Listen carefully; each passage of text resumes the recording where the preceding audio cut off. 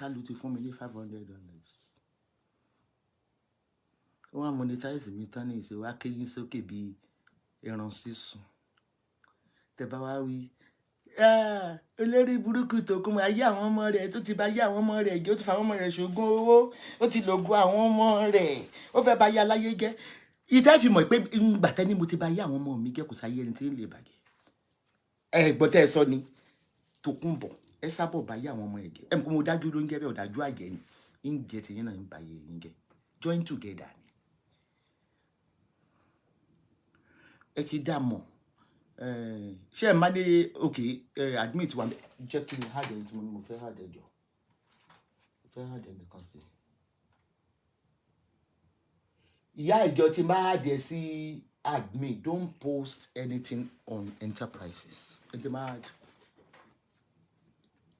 Esabod enterprises is commercial don't share anything on enterprises tó mú rí ẹ kí wọ́n pín ní ẹbí Basunu don't hard anything on enter account my block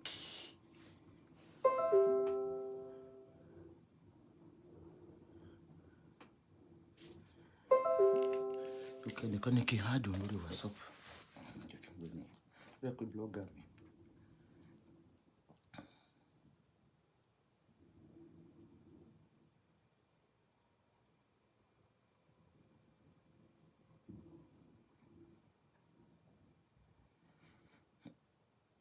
ta ni ẹni tí mò ń communicate pẹ̀lú yìí ṣé admin ti bo ni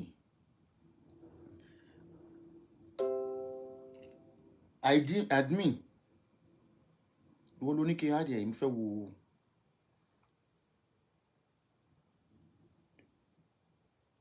ṣé receptionist mi ni àbíta ni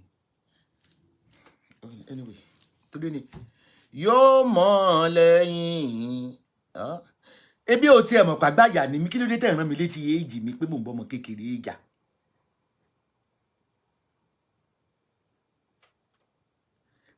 gbọ́ rí ni wọ́n ní tí àgbàlagbà bá ti dàgbà kí ló máa ń ṣe ó ló máa ń dọmọdé padà Lizzy jù mí lọ bó ṣe wà yẹn Lizzy tó ti kú tẹ bá ń gbọ́ káṣe mọ́ wò ẹ rí i pé ńgbà tó kú ó sọ mọ́ Rótìmí sọmọ kú lọ́wọ́ ẹ̀ ló ṣe sọ mọ́ Rótìmí ni wọ́n á sọ wípé kò lẹ́bí kò lára kò ní bàbá kò lóyè alábàádámọ̀ràn kò ní iye kan òkú tó ń gbé láàrin alàyè nígbà tó máa bí àkọ́bí láì bí àbíkú ó sọ ní Rótìmí abẹ́mọ̀ tó mọ Rótìmí ni orúkọ àbíkú yóò mọ̀ lẹ́yìn ṣé ẹ ti ẹ máa píkì point tí aláya gbàyà bá ń sọ̀rọ̀ wọ́n ní tí n bá rọmọ ológo wọ́n ní mo máa ń gbé wọn lulẹ̀ mi ìfẹ́ kán dìde ṣe bẹ́ẹ̀ ni mo bá yé àwọn ọmọ mi jẹ́ mo lògo wọn kí ló dé tí ń lo ìlú tọmọ ọlọ́mọ aláṣàbí tó lo tàwọn ọmọ rẹ̀ tó tún fọmọ rẹ̀ ṣògo owó abẹ́ ti gbàgbé gbogbo tẹ́ máa ń sọ ni ó yọ ọmọ rẹ̀ ń wéèrè kí ló dé tí lè ya Lizzy ń wéèrè ẹ rí i pé mo dájọ́ àbí ọmọ burúkú bórí yóò bá dárò ìtọ́mọ ọlọ́mọ ni kó mọ búyà oníyà mo sọ nǹkan kan fún yẹ́n rí i pé Lizzy ò mọ èèjẹ Lizzy is only 40 tó bá di lọ́la lóhùn 43 tó bá di lọ́tọ̀ọ́lá lóhùn ṣe 45 tó bá di because ẹ gbọ́ bí tó sọ ni ó nílé àlàpà ibo lèèyàn tí máa rí sukubus àti nkubus ọkọ ọ̀run sukubus ilé àlàpà ni bókù bá kú ibo ló máa hangi sí ilé àlàpà ni tani bàbá Lizzy tani ìyá ó gbé fọ́tò wọn jáde afẹ́rẹ́ ìtọ́jọ yà ní o tó ti gbé dání mọ́ lọ gbé fọ́tò lórí Google o tó gbogbo dán yẹn lèmi náà máa ń rú o má rò dán fún mi kí ni ìtumọ̀ Rótìmí ìjẹun wo Facebook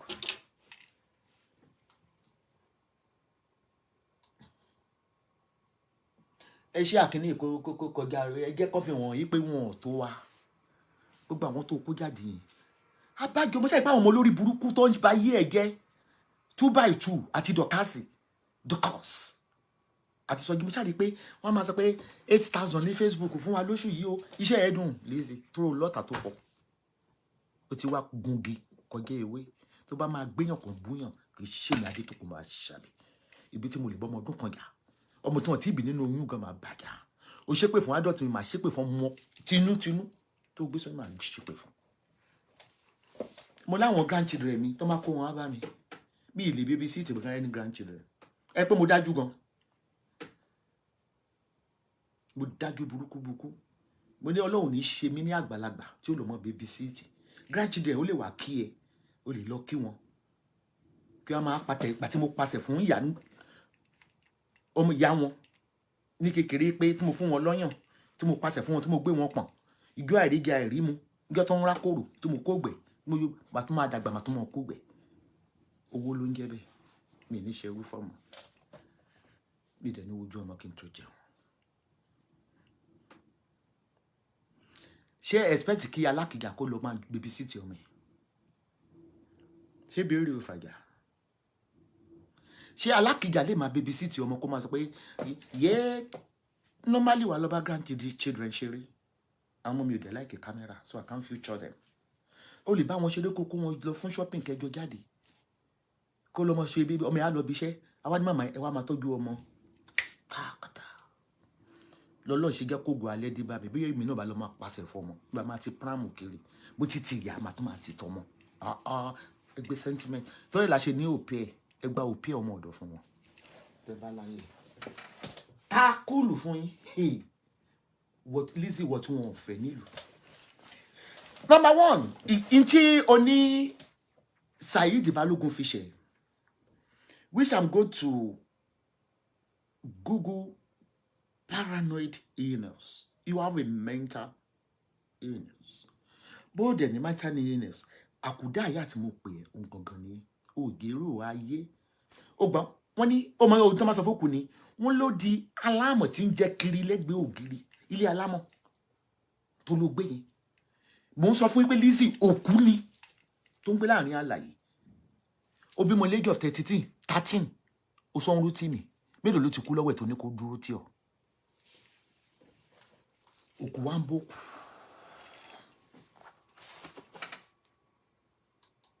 Òkú bí òkú sáyé láti jígólò wa ń gbé láàrin òkú. Àríkẹ́ gan mo ló jọ òkú. Josaphat.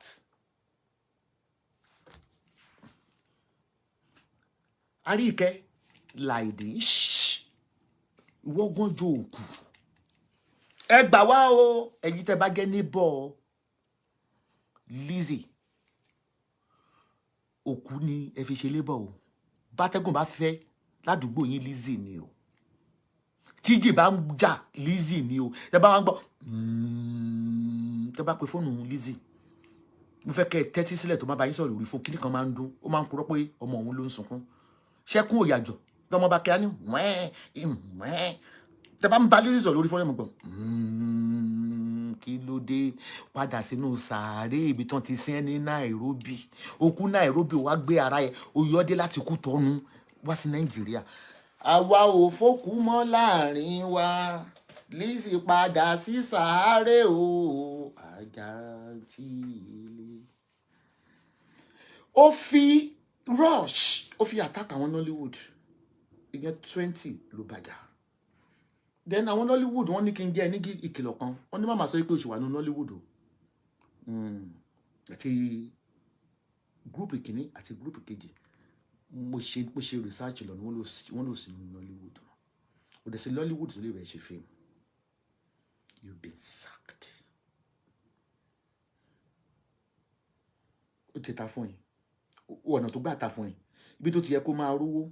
On bú gbogbo àwọn Nollywood and you said it in your chat this morning.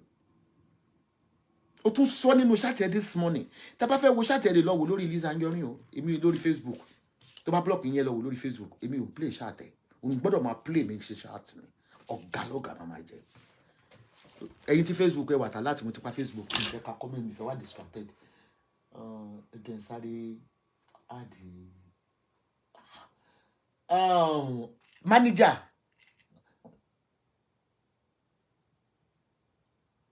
ó dẹ̀ bá mi hard jọ Facebook ti dá gbogbo ẹ̀rù mọ́ ó ti dá gbogbo setting yìí rú mo wá lórí fóònù náà mi ò rí admin contact manager lórí WhatsApp kó fún lórúkọ yẹn kó adìẹ síbẹ̀ torí yóò lẹ́tìkẹ́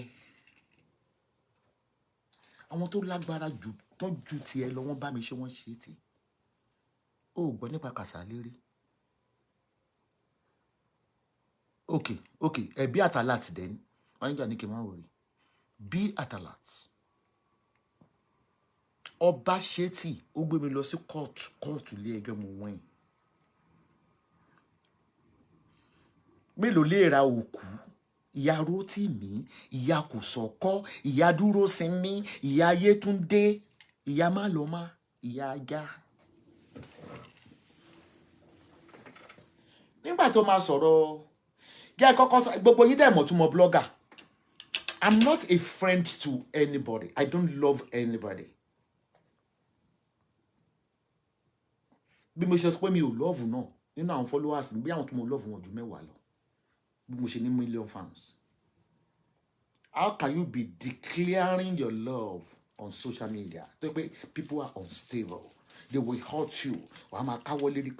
Oh, you are disappointed. I don't lie. Me, love any kakan. You should get it into. At Instagram, I don't love anybody. Stop declaring your love. And you let me love me. To minimum serve me tell you. Me, my boy, I will let you see. And you let me.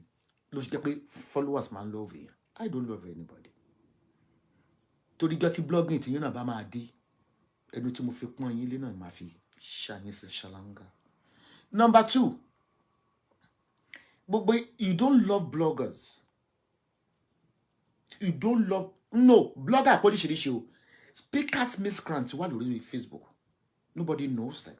They are trying to use, they are struggling to make use of Esabod's name. There's a man going I don't reckon with them. If you're a loyal blogger, you have to be Libra. You don't get close to anybody. Lizzy on pariwo pé o mú mi gẹ́gẹ́ bí mama. Ṣé mi go kú lójú ẹ ni? Ṣé mo do àbíkú lójú ẹ ni? Ṣàlàyé lè boku. Hospital o mo ti bí ẹ. Tan bàbá tí mo bí ọ fún. So your point of creation. As Christians ni o gbéṣẹ́ wá fún mi. I never declare my love for you. Just like okay, keep a comment section. You get a comment section on Instagram. Told me a comment. Well, I will continue to turn off. Am I Jack Porosino? Am I Jessino?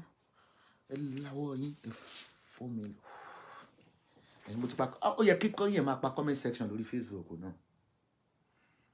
Oni bó ṣe mú ìyá yolo mú ní yẹ ni tó bá mú ní yẹ ni ó ní jáde fún mi láti bú mi regardless ibi tí mo wave blogging kú lórí ẹ nígbà tí wọ́n dàbọ̀ tó ti fẹ́ kú last sentence mi lórí Facebook trick tí mo lò fún tó fi Genesis Ọládélé sílẹ̀ ó ní mo lò mo ní ẹ má bú Lizzy mọ́ she's just unfortunate mo ní láti jígolo ó ní kẹ́ face wọ́n dẹ̀ fi ẹ́ sílẹ̀ wọ́n kọjú sí mi tó pé mo ní confidence le ó wá ní pé mo ń pè láti jígolo soko ẹ láti ni ìyàwó alárédè soko ẹ ni e tó ti bí mo bí 12 dozen bó lè ṣe goko ẹ ó bí mo fún láti na ló tì mí ló lọ mo tó pé lineage òkú ni ẹ òkòbó tí bí mo sí tó sí ó ṣe bí sí Nàìjíríà òkòbó ẹ kò bí mo sí tó sí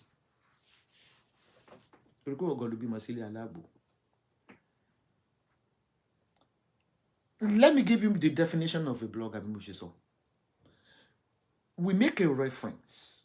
Blogger man make newspaper man make reference of the past events. Current news. So for those I will be mentioning their name. I will mention you because past events. I'm not inviting you to support me. You don't pay ni jana ni arishe larika. Arika baba ere. You don't pay ni jani. Le comment lórí Instagram. Imba ma béèrè pé ṣé definition mi ga. Wo Gist Love Anjorin kan. Mo fẹ́ bú King Dabo. I know he or she is very close to Esabod and some Nollywood. Nígbà tí incident voice note Esabod jáde nípa Dino Malaye. Gist Love ma kọ́kọ́ release.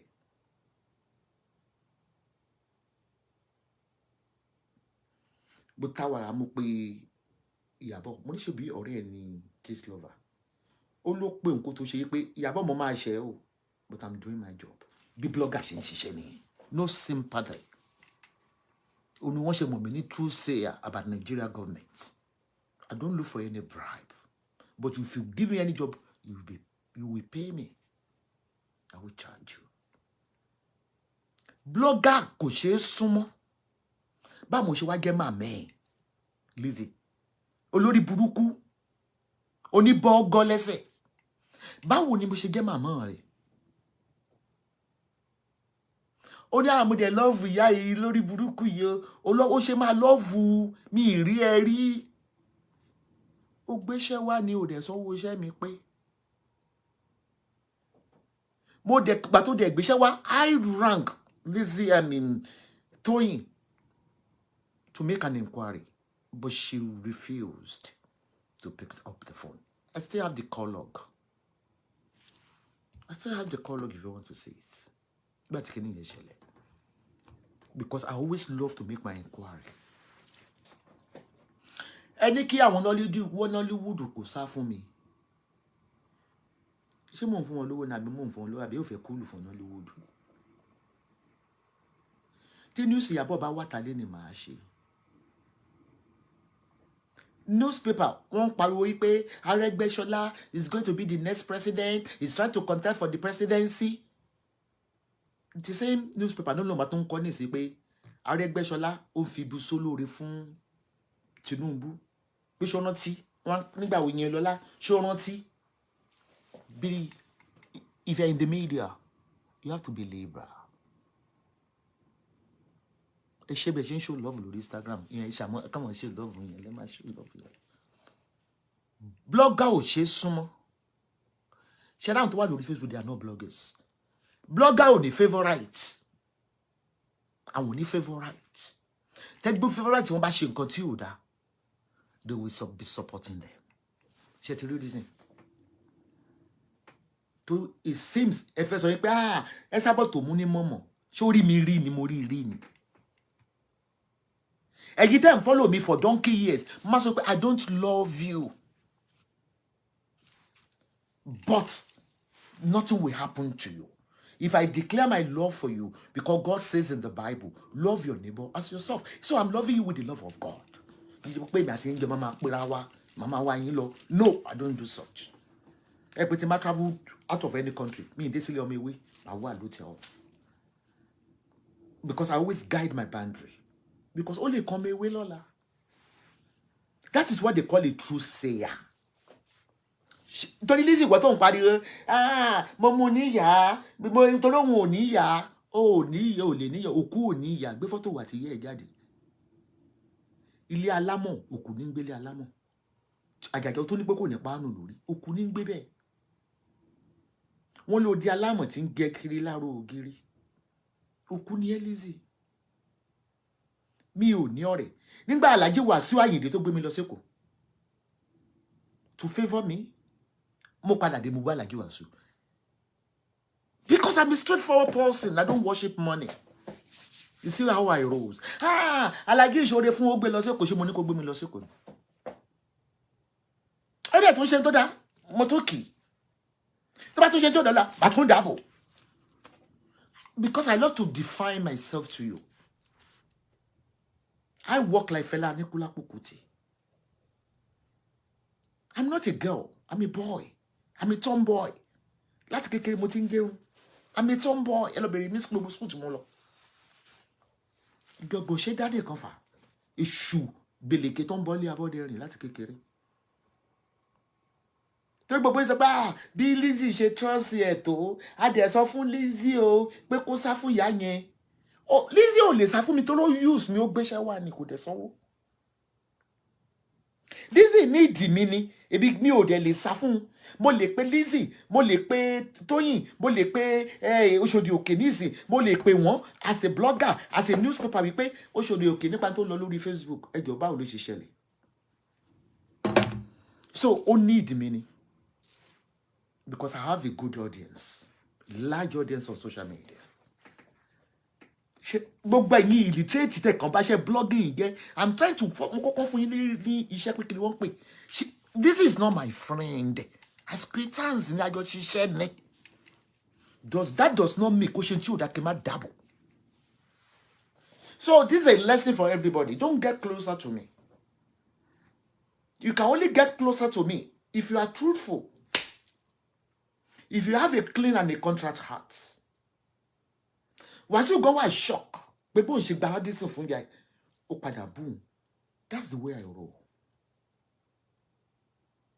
Love equilibrium. Onimolo. I always balance myself. But then I'm watching too didi. Ìjọ yẹn ó ta mi lára pé why tó fi jẹ́ pé gist lover ọ̀rẹ́ Ìyábọ̀ ó blog Ìyábọ̀. Ó dẹ̀ kọ́ síbi kíní ìjọ yẹn ó I'm sorry my friend. I have to do iṣẹ́ ló ń ṣe náà ṣe kébi pa ni. Iṣẹ́ ló ń ṣe. Bó ṣe yẹ kí bloggers máa hack ni. Ẹ̀yin ọmọ òfò tẹ́ kórí Facebook yẹn tẹ́ ń pariwo tẹ́ kàn lánú tí gbogbo abí ayé máa rin. Bí ó má dé Tinubu lọ́wọ́lọ́wọ́ Tinubu ń tọ̀ sára. Tí Tinubu ó bá tọ̀ sí lára lọ́la máa kí wọn pé ẹ kú yíyọ Ọlọ́run bàbá ó tọ̀ mọ́. That's how I roll. Kí ẹ tí wọ́n ti ṣe ṣàtẹ̀lẹ́ ẹ̀rí ọ̀rẹ́ inú ilé mi fún. Láti kékeré mi keep ọ̀rẹ́ because the truth is bitter.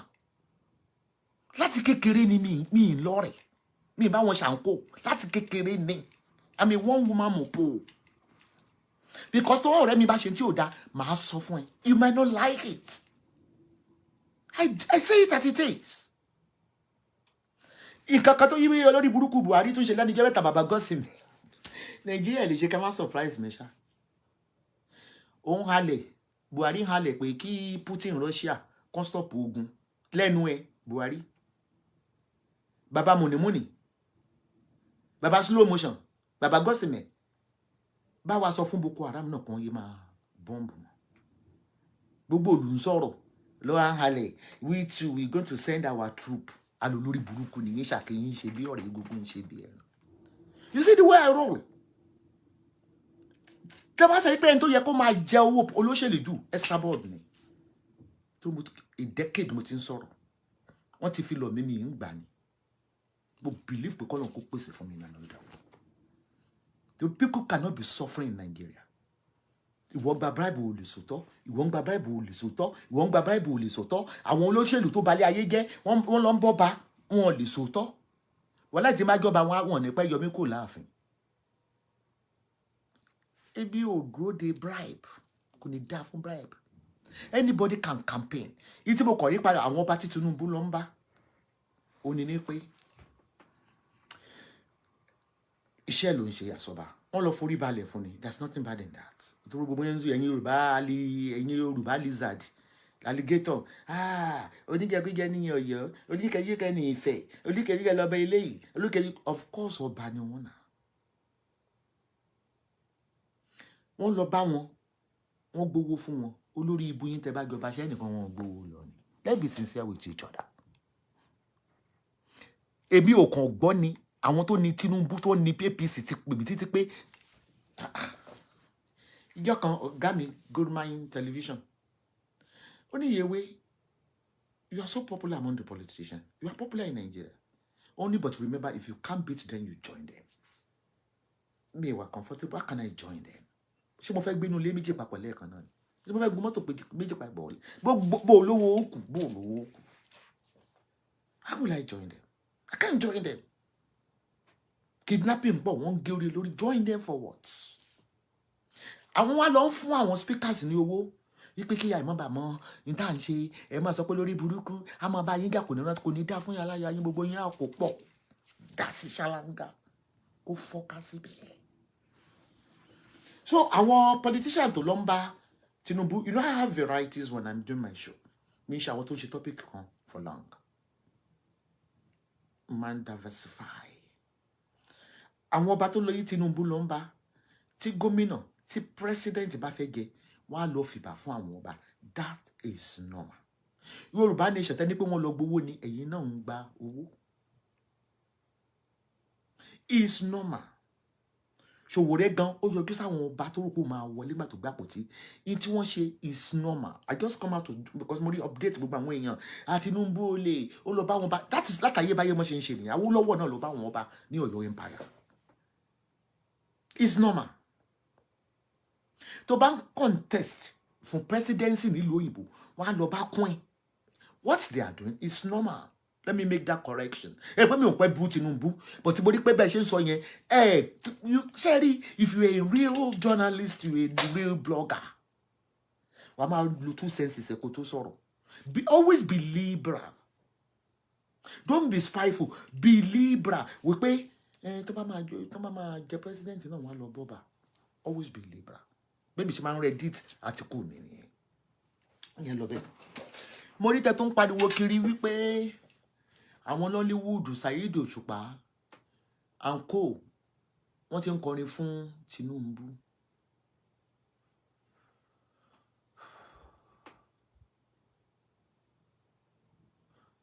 Ẹni Tinubu ọ̀rẹ́ Sunday Igboho ni kò yẹ kó kọ alólùsí ló pọ̀ jù nínú.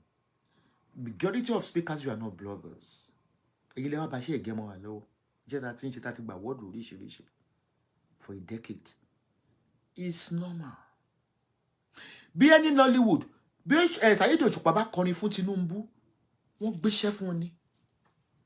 Just like ní kí n campaign fún yàn lẹ́yìn máa campaign fún. Má ti lè sanwó mi kò mí ìpè mo wà láfta wọn. Brand influencer ni wọ́n gba Saheed fún. Wọ́n gba àwọn tó wà ní Nollywood fún. Okay, wọ́n wá lọ bá yín nísìn ẹ̀yin náà wá gẹ́ bí actor actress.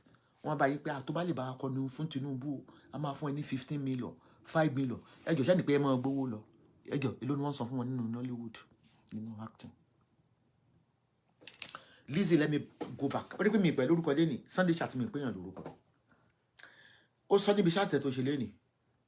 Ó tún sọ ìgbà ó ní kó má fi ẹ wé àwọn Nollywood. Ó ní wọn ò gbé nǹkan kan dání. Ó ní tó wọn bá polówó ọjà wọn ò lè jẹun. Lizzy ò ní gbéraga o. Àwọn wo ni models tó wà ní ìlú òyìnbó in the western world? They are Hollywoods. David Beckham on the brand influencer from JCI Sportswear. Torí pé kò sẹ́ni tó lè bá ẹ tó lè gbé ìpolówó fún Lizzy. Kò sẹ́ni tó ń bó òkú àtàlàyé. So Bíbélì kan sọ ó ní kí ni ìbárẹ́ òkú àti alààyè. Ó dẹ̀ tún ní òkú òǹbá láàyè rojọ́. Ó ní pé o gbélé dání, o gbé sóyòyò dání, o láwọn Nollywood, ó wà lórí ṣáàtì tó ṣe lọ́sàn-án. Gbà tó lóhùn fún mi ní dinner àbí evening dinner kó ló lóhùn fún mi oúnjẹ ọ̀sán. Ó ṣe kan láàárọ̀, ó ní warriors. This is Esabod breakfast. Ṣé ti tọ́jú ẹ̀kọ́ àti mọ́ínmọ́ín? Ó tún di lọ́sàn-án tó jáde, ó ní warriors. Ẹgbá má là tewé dú. Wọ́n láwọn á gbàgbé ẹ lọ́tẹ̀. Ó rẹ̀ pọ́ lọ́mọ ọmọ jẹ́ kó kọlù mí ni kán lè gbàgbé ẹ. You have nothing. Máa dárúkọ àwọn tó wọ́kọ́ lóní ilẹ̀ tó ń ta.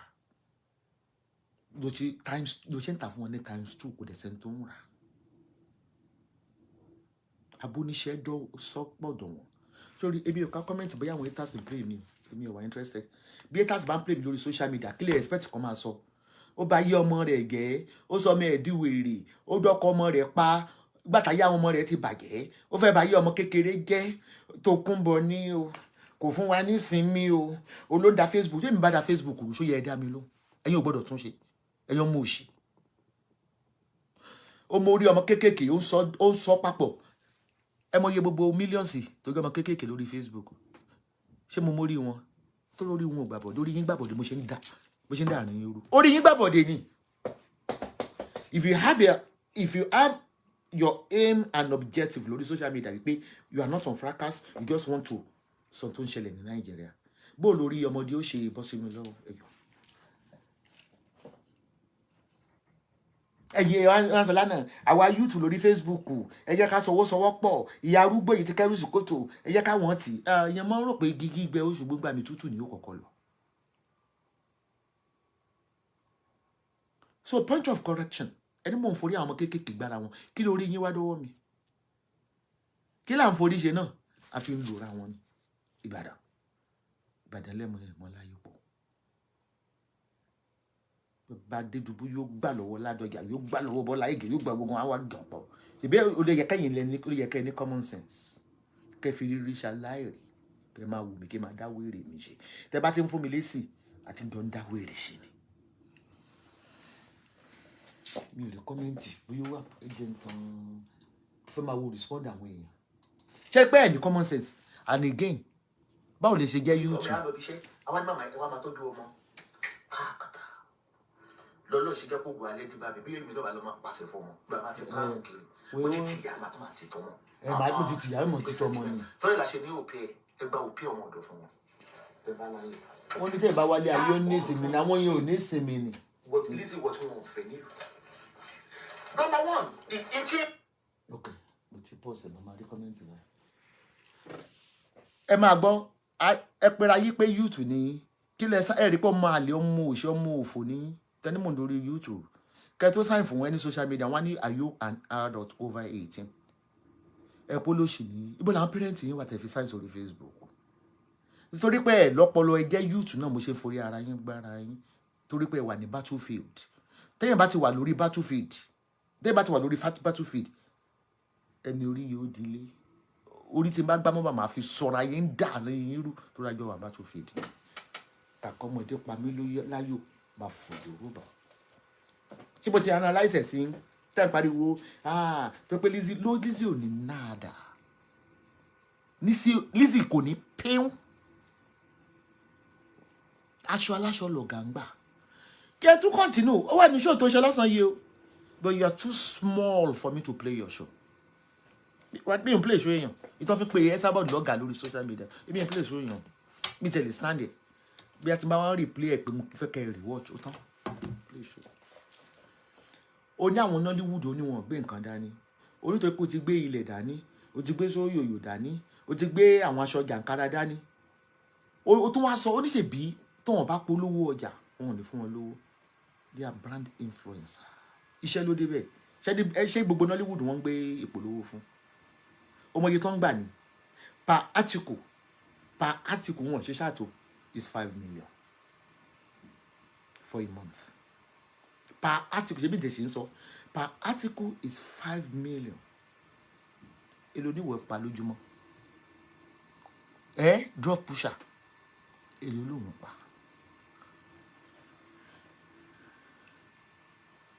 indoyin ṣé tó bá yín ṣe kọ́mẹ́ǹtì kẹ́ tó ń bú mi díẹ̀ gẹ́gẹ́ bá yín ṣe ebú ń dùn mí gẹ́gẹ́ ń ṣe kọ́mẹ́ǹtì mo kàn máa ń like máa block wọn ni wọ́n ti tú síta kí ló dé wọ́n tún ti dà yí lẹ̀ bí kan fẹ́ńfẹ́ tẹ́ bá fẹ́ bú mi ẹ lọ replay show mi Lizzy ó dẹ̀ ń gbọ́ tó máa ń sọ lórí social media pé Esabod ti ba ayé àwọn jẹ́ o ó dẹ̀ fọwọ́ ara ẹ̀ ó sì wá gbé ayé ẹ̀ wá gbé fún mi ó gbé fún mi ó wá ń sọ wípé àgbàyà ni mí mo rí ẹ lọ́mọdé ṣé Lizzy ń ṣe iṣẹ́ tó yín Abraham ṣó ń ṣẹgbẹ́ ẹ̀wọ́ náà òkúta bá sọmọ pẹ́ olùpẹ́ ń sọmọ ní àdìsẹ́ tó yín mo lò jù lọ lọ́jọ́ orí gẹ́gẹ́ bó o ṣe sọ ó fi lákàlàkà gémi náà bá yé rẹ dé. ìgbà tẹ́ ṣinṣin ń gèlè epo kò sẹ́ni torí elégbò wà ń gé ṣinṣin mo wọ́n ní January mo ní sọ disclaimer tẹ́pẹ́ wọ́n ló rán àwọn tó ń ṣépè fún àwọn ọmọ mi ṣé mi àṣépè fún ọmọ wọn ni orí ọmọ ẹ̀fẹ́ Florida àti Rainbow ló ń lọ àbí kí ló ń jẹ́ Rótìmí àbíkú tó bí tí ó tẹ èpè mi ó tẹ ẹmọ tí èpè ó mú jù èpè mi ó mú Florida torí grandma Florida mi ni ìyá Florida.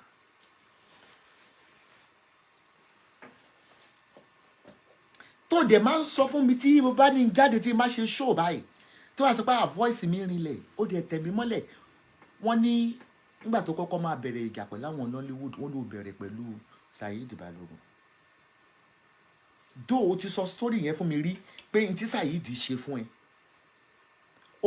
onígbà tó fẹ́ lọ́ǹchì fíìmù dìdìrìn tó fẹ́ lọ́ǹchì tó invite gbogbo wọn oníjọ́ yẹn ni Saheed sọ pé òun celebrate 58th birthday ó ló ba lọ́ǹchì yẹn gẹ́ ara paranoid náà ara mental illness náà ni tó pé fẹ́ lọ́ǹchì fíìmù wọn gbọ́dọ̀ ṣe pátí ní gbogbo gbòòrò Nàìjíríà náà ní tó fi ṣe show fún mi ó bú Saheed ó orí tékétéké. Up Titans. Again, we'll come in. Titans. Get pa àwọn Titans stop me. Up Titans. Okay, tell market. Get pa àwọn Titans. Titans o la o máa gbọ́ o Titans o on the Instagram ìtún ti ṣọ́ọ̀tì mọ́. Okay, mo ti ṣe ọkọ mi. Titans o la mi ò ní pé Titans báwo Titans fi ìyà jẹ mi wọ́n ṣépè fún mi nígbà tí mo jáde fún Lizzy torí pé mo sọ̀rọ̀ jákujàku sí Tóyìn Abraham wọ́n wọ́ mi dé YouTube wọ́n tún wá dúró wọ́n wọ́ mi lórí Instagram wọ́n tún wọ́ mi títí wọ́n tún ju èpè sórí WhatsApp fún mi ibi àwọn tí ń wọ́ mi rẹ ni wọ́ mi tó ju àwọn Titans lọ orí Tóyìn wá wú mi Titans o la ó máa gbọ́ o Tóyìn o la ó máa gbọ́ mo fi bá fún Tóyìn èdì rẹ̀ mú wá ìbà fún Tóyìn èdì rẹ̀ mú wá ẹ má bínú o Titans ẹ má bínú àwọn àwo Tóyìn. Orí tó bá gbé ìpè náà gbọ́dọ̀ gbà rè orí tó bá gba kíni tó bá gba ìpè tó gbọ́dọ̀ gbà rè o tí ẹ wojọ́ tán ṣépè fáwọn ọmọ mi ìjọ ti Lizzy gbogbo newspaper wá gbé mi wọn tó gbé fọ́tò ibi tí mo ti fá ibi tí mo ti ranjú báyìí wọ́n gbé sẹ́gbẹ̀ẹ́ Tóyìn pé Esabod cause Tóyìn and the children ó rojọ́ yẹn ìmẹ́lò wa ń wá fún kò dé dá fún ilé ẹ̀kọ́ sí Lizzy Anjorin ó ní rí bá ti ṣe ò ní rọ́nà gbígbà ó tún wá gbé ìwo wá bá mi ní social media níjẹta èmi ló ń gbé wo wá bá èmi àjọ̀nú forí dé pè mí omi tí mò ń ba oògùn ara jẹ́ tí mò ń bomi ara gan jẹ́ èmi ó wá ní wọ́n sọ pé èmi fẹ́ ṣàkárẹ̀ mi ìṣàkárẹ̀ mò ń sáàvù ẹni kí ni tó mọ̀ pé tí n bá jáde fún yín tẹ́ bá jáde fún mi tí n bá bu yẹn ni mò ń ṣàkárá kọ́ ríìlì ní ìjà yìí ó ti sọ pé àjàwọ̀ 2023 ó wá sọ fún mi lé ní pé èmi gbọ́dọ̀ dákẹ́ fún ẹ kò tún ní dá fún ẹ lẹ́ẹ̀kan sí olórí burúkú tí ó mọ̀ pé wọ́n máa ń pòwe pé ọmọdé ló ń dákẹ́ fágbà torí òkú ni ẹ ìlú wo ló ti kú ṣé Liberia ló ti wá sí Nàìjíríà òkú rorò òkú àtìngà jẹ́ pé àwọn Titans àwọn mẹ́ta kan pè mí lónìí.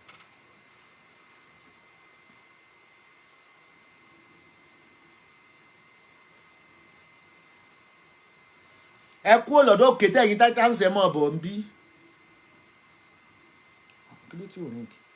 ẹ ló ẹ káalẹ́ o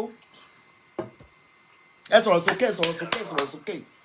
Yes, ẹ káalẹ́ ma. ẹ káalẹ́.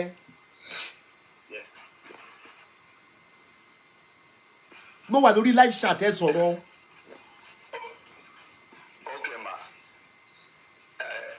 mo kí gbogbo etí tó ń gbọ́ mi ma Ọ̀túnba ẹnjìnà Ọlábánjí lórúkọ mi tí mo jẹ́ aláṣẹ àtòrí iléeṣẹ́ Ọlábánjí Farms mo dẹ̀ kí gbogbo àwọn kọ́sítọ́mù àwọn investors wa pátápátá Ọlábánjí Farms gẹ́gẹ́ bẹ́ẹ̀ ṣe mọ̀ wá nǹkan mẹ́ta là ń ṣe nílé iṣẹ́ wa à ń sin ẹja à ń sin ẹdìyẹ à ń sin ẹlẹ́dẹ̀ nǹkan mẹ́tẹ̀ẹ̀ta jẹ́ kan tí ó jẹ́ ìdókòwò tó mú wá tí èrè wà lórí ẹ̀ ẹja òkúta ẹdìyẹ ẹyin òkúta ní gbogbo Ọ̀yọ́ state lẹ́yìn àwa ní nọ́mbà 3 tó ń produce ẹyin table eggs ní gbogbo Ọ̀yọ́ state nítorí wípé we have more than 20,000 birds tó ń produce ẹyin fún wa àwa la dẹ̀ ń ṣe àwọn oúnjẹ tí àwọn ẹja yẹn ń jẹ oúnjẹ tẹ́díyẹ ń jẹ nílé iṣẹ́ wa oúnjẹ ẹja wa àti oúnjẹ ẹdìyẹ wà káàkiri gbogbo Nàìjíríà pátápátá fún àwọn tó bá fẹ́ invest sọ́dọ̀ wa fún ti ẹja 500,000 naira ní investment lórí ẹja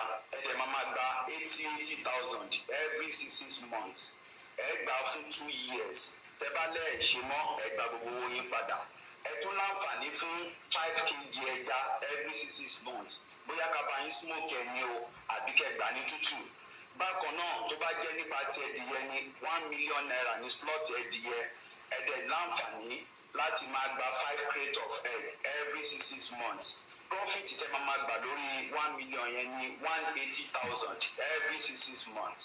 Bákan náà tó bá jẹ́ ti ẹlẹ́dẹ̀ 5 million naira ní investment tẹ́lẹ́dẹ̀ ẹ̀dẹ̀ láǹfààní láti máa gba 1.1 million every 6 months. Tẹ́ bá lẹ̀ ṣe mọ́ ẹ gba gbogbo owó yín padà pátápátá agreement lọ́ọ̀yà wà ẹ̀yin tẹ́ bá fẹ́ invest sọ́dọ̀ wa tẹ́ bá ti bá wa dò papọ̀ tí ẹ bá ti rówó yín àbí kankan ẹ gbé fún ẹni blogger ẹ gbé jáde Ọlábànjí Farms àti wà over 18 years August 3rd la máa pé 19 years Ọ̀yọ́ state la wà nìbàdàn níwájú odò nídojúkojú Black Horse ní factory wa wà farm wa wà ní Orísunmibáre village nìbàdàn níbẹ̀ ní farm wa wà we have over 2,000 ponds ẹ̀yin tẹ́ bá fẹ́ bá wa sọ̀rọ̀ lórí WhatsApp ní direct line ẹ pè mí sórí +234 80 35 56 0179 +234 80 35 56 0179 òun náà ní WhatsApp number wa agreement lọ́ọ̀yà wa tí ò ní sí wípé invest ọ̀dọ̀ wa pé nǹkan kan bá ìṣẹ̀lẹ̀ over 18 years ní iléeṣẹ́ Ọlábànjí Farms ti wà ẹ̀dẹ̀ lè rányàn wá láti wá wo fáàmù yẹn láti wá wo fídíò wa ẹ̀yin tó bá fẹ́ jálágbàtà oúnjẹ ìdíyẹ oúnjẹ ẹja wa náà àǹfààní wà à ń smoke ẹja tútù ẹja gbígbẹ gbogbo ẹ̀ là ń tà lọ́dọ̀ wa ẹ ṣé mà. ẹ ṣe that is Ọlábànjí Farm ṣóyè yín ayé ò invest sí báǹkì mọ́ báǹkì òkè fúnyàn ní any interest àwa náà kó owó sí deposit ní báǹkì mo kó sí nílùú ìmọ̀dẹ̀ kó sí òkè òkun ní Turkey tẹ́ bá ti invest anybody mo stand mo responsible tí ẹ bá ti táwọn tí mò ń polówó fún bá ti gba yín ẹ kó mọ̀ bí a ṣe máa ń ṣe tẹ́ bá ti ní evidence tàbí pé invest lọ́dọ̀ wọn lóòótọ́ wọn gba yín tẹ́ bá rí pé a ti fẹ́ settle ẹ̀ lẹ́yìn kò ṣeé settle máa wá blast ilé iṣẹ́ wọn máa gbé wọn sáré wá sá kábàkábà bó sọ pé mi ń ṣọ̀rẹ́ anybody mi ń ṣe kíni mi ń ṣe ọ̀rẹ́ fún anybody.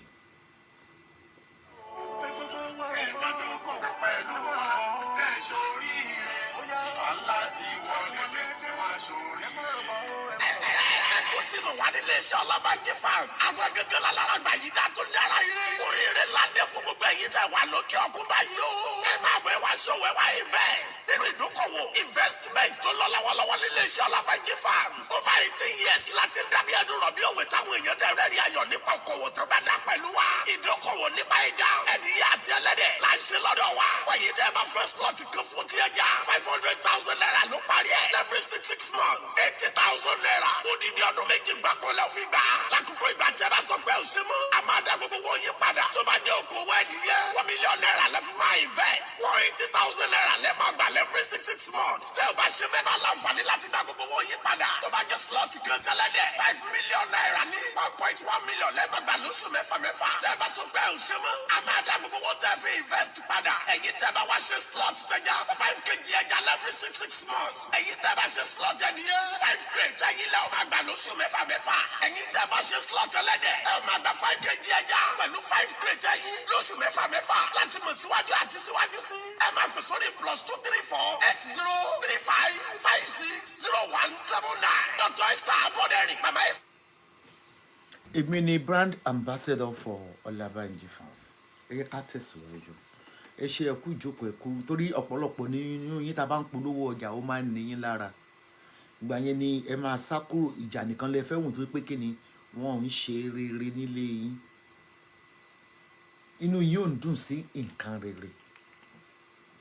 Tó bá ń jà ní ìsìn, ó tún máa jump up. But tó bá ti ń polówó ọjà báyìí torí pé ẹ lówó tẹ máa fi rà á ẹ máa sáré drop. Ìgbésí ayé yín ò wù mí táwọn olówó bá ń sọ̀rọ̀ kí Lizzy kò dẹ́gbẹ̀mí dákẹ́. In tó fi expose ẹni tó ń jẹ́ tó fi gbé ogun ti Saheed Balógun di òní lónìí ni bàbá oníbàbá pé 50 ó ní pé ó yẹ kó change birthday fún ẹ torí pé ó fẹ́ show kìíní adóláfojúdi. You are uncultured. You are rude. You are a bastard. You are a walking corpse. You are a ghost. You are a non-entity. Lizzy Anjorin. kí ló ṣe fún Òṣòdì Òkè? Má bèrè pé kí ni Esabod ṣe fáwọn ikú kéékèèké orí Facebook ṣe fáwọn yẹn ń lo orúkọ mi ni. Kò sí ètò mo kọ́kọ́, kò sí speaker tí mo kọ́kọ́ come for.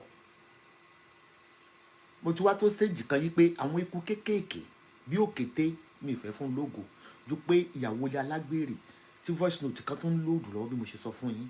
Tí voice note yẹn bá dẹ̀ ti gáàdì gbogbo yín la máa jẹ́ kẹ́ ẹ gbọ́. Èmi àti ẹ̀ tí n bá ń dárúkọ yín ẹ mọ̀ pé mo fún yín followers tí ó tẹ̀lé yín. Bẹ́ẹ̀ náà lẹ́ẹ̀tún fún mi náà followers. So lójú speaker tí mo lè dá lórí Facebook. Tí n bá ti dá yín lóhùn tí n bá ti wo bẹ́ẹ̀ lógo rárá. Tí n bá wá tún wá dá yín lóhùn ògo yín fúyẹ́ bí kankan ìbò mo jọpọ̀ mọ́ tèmi ni. Ìbá mọ̀ dá fún yín sáà ti dá fún mi.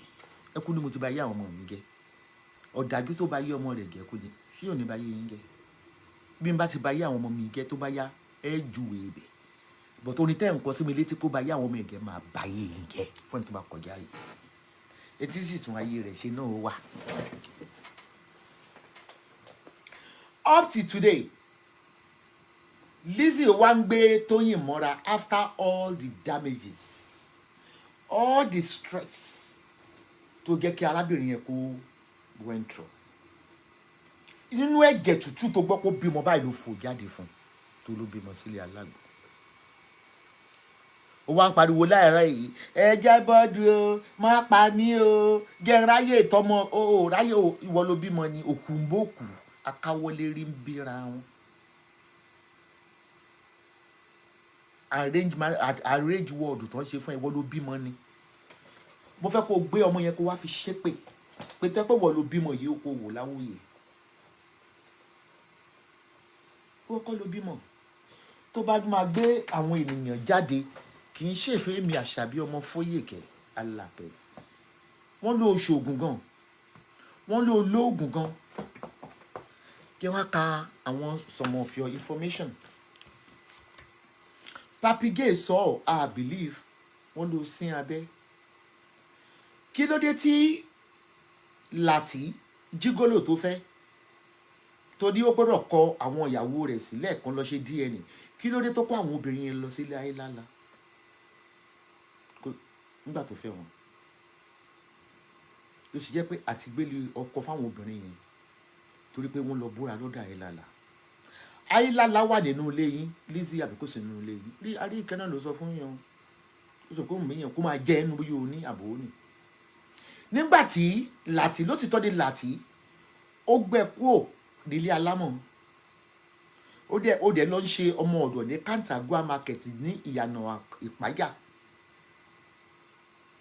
Ìní kí a tó continue mo congratulate assistant Esabod Princess Ọmọwùmí Adéwùmí Àjọkẹ́ láti Canada lọ Nàìjíríà tó ṣí ṣọ́ọ̀pù ńlá tó ti ń ta aṣọ. Mo máa wò bóyá mo máa rí Àjọkẹ́ gbé wọlé. Àjọkẹ́, I'm launching that your shop with $500,000 naira, which I will credit and I show the receipts. Congratulations to you, Àjọkẹ́. Ìyá original tó ń jẹ́ original ìyá Ìbàdàn. Mo fẹ́ fi ra ọjà lọ́wọ́ ẹ̀, mo dẹ̀ fẹ́ kí àwọn ọmọ ewé náà ẹ bá mi lọ́mì ní kẹ́ ẹ fún. Bó ṣe léèsì lẹ máa mú lọ́dọ̀ ẹ̀ ní bó ṣe àǹkárá lẹ máa mú lọ́dọ̀ ẹ̀ ní bó ṣe gíní ni.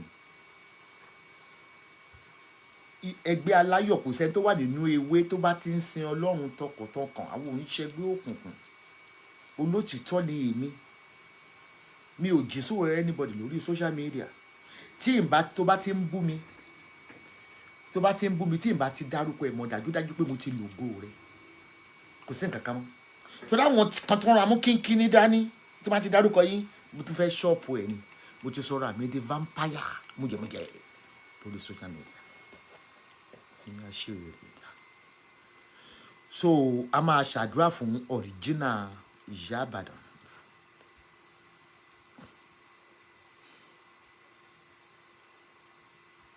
Kó bá original ìyá Ìbàdàn tó bá wà lórí lábá mi send the Nigeria account ẹ̀ kó má mi send the 500,000 sí ẹ báyìí. you are more than that, you worth more than that. Ọmọ kó mọ̀ pé mi ìnáwó olóṣèlú taratara lèmi náà fi ń ṣiṣẹ́, ṣùgbọ́n you deserve more than that. Ẹ̀yin ọmọ ewé nation, ẹ bá mi kí ìyá àbàdàn mi rí òkè ẹ tí nǹkan kan tọ́ yí bọ́t dìkìrì kí ni adé obìnrin ní kí n tọ́ fóònù mi fẹ́ tán láti máa wọ kọ́mẹ̀ntì.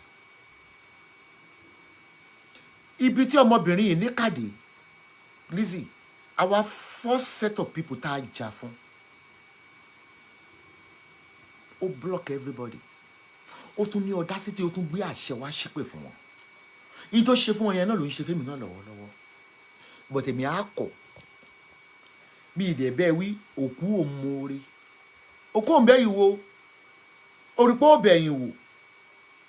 I will be the but ó rí pé mo pariwo wípé ṣe disclaimer fáwọn tó ń gbé ọmọ mi ṣépè tó ń dárúkọ ẹ̀ yìí, ó ká gidi bo orí bíi pọ̀nmọ́ funfun, the next day ó kàn jáde fún mi ni ó lé mi olórí burúkú ìyàwó àrèsì ó láyà ó Lizzy ológun wo ló bẹ́ẹ̀ ṣe. Mo ní mo fẹ́ sọ̀rọ̀ ọba Lámìdí Adéyẹmí, kílé tó ń gbọ̀n pé bó ṣe gbéṣẹ́ wọn fún mi, kílé tó ń gbọ̀n bí tí ìsọ̀kò ọba ayé wọn jẹ́ àbóyí òtún ayé wọn ṣe, kílé tó ń gbọ̀n tó ti bẹ̀rẹ̀ sí ń kà ṣùgbọ́n ó jẹ́ kílé tó jẹ́ kẹ́lẹ́ ẹ̀dẹ́ ó pẹ́ ẹ̀dẹ́. Ìyá àbàdàn tó bá wà lórí láìsà tó dẹ̀jọ́ pé mi tó mọ̀ pé wà ń patí kan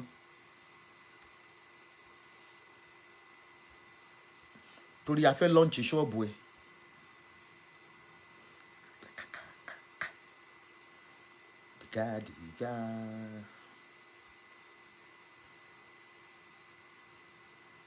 Mi ò mọ nọ́mbà tó ń lò báyìí, nọ́mbà ẹ̀ tó pọ̀ jù ń bíbà original Canada ló tún lọ gbé jáde níbí tọ́rí jìnnà Ìyá àbàdàn máa ń bẹ̀yẹn ní kókó pé mi ká ṣàdúrà fún un. Anyway,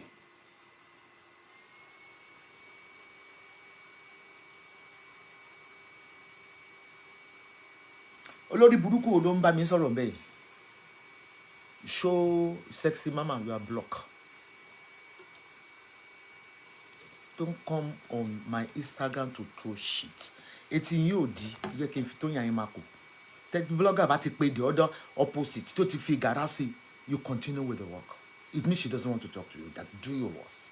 Every date tí mo pè tó yàn Abraham mo tún text nígbà tí Lizzy gbẹ́jọ́ ẹ̀ wá. You say any stupid thing, I block you up. I yank you off. You lórí burúkú ọmọ yìí. Ìsàlẹ̀ pátápátá ló máa wà tóyìn 2019. Okay, actually. History can never forget. This was 29 September. Nígbà tí Lizzy wá. Ṣé ti Tóyìn Àyìnmákò. Mo ní, how are you Tóyìn? This is Esabod. Can you call me please? Regarding the ongoing saga. Kò dá mi lóńdó ni. I'm an investigative blogger. Torí ẹjọ́ tí Lizzy wá rò ó pọ̀ gan. Mi ìdẹ̀ mọ̀ Lizzy tó fi gbé ẹjọ́ Tóyìn. The Tóyìn dẹ̀ get one of my favorite actress. I can't do without her film. Nígbà tí Lizzy dẹ̀ ṣe atótónu tán. Tóyìn ẹgbẹ́ tó sọ́jà yẹn olóhùn rí text mi lóòótọ́. That is why whether blogger is small or big. Tó bá mọ̀ pé blogger lẹ́ni yẹn is an authentic blogger. Make sure you respond to any allegations melted on you. Then it means she doesn't want to talk. It means you should go ahead. You motherfucker. You motherfucker bastard.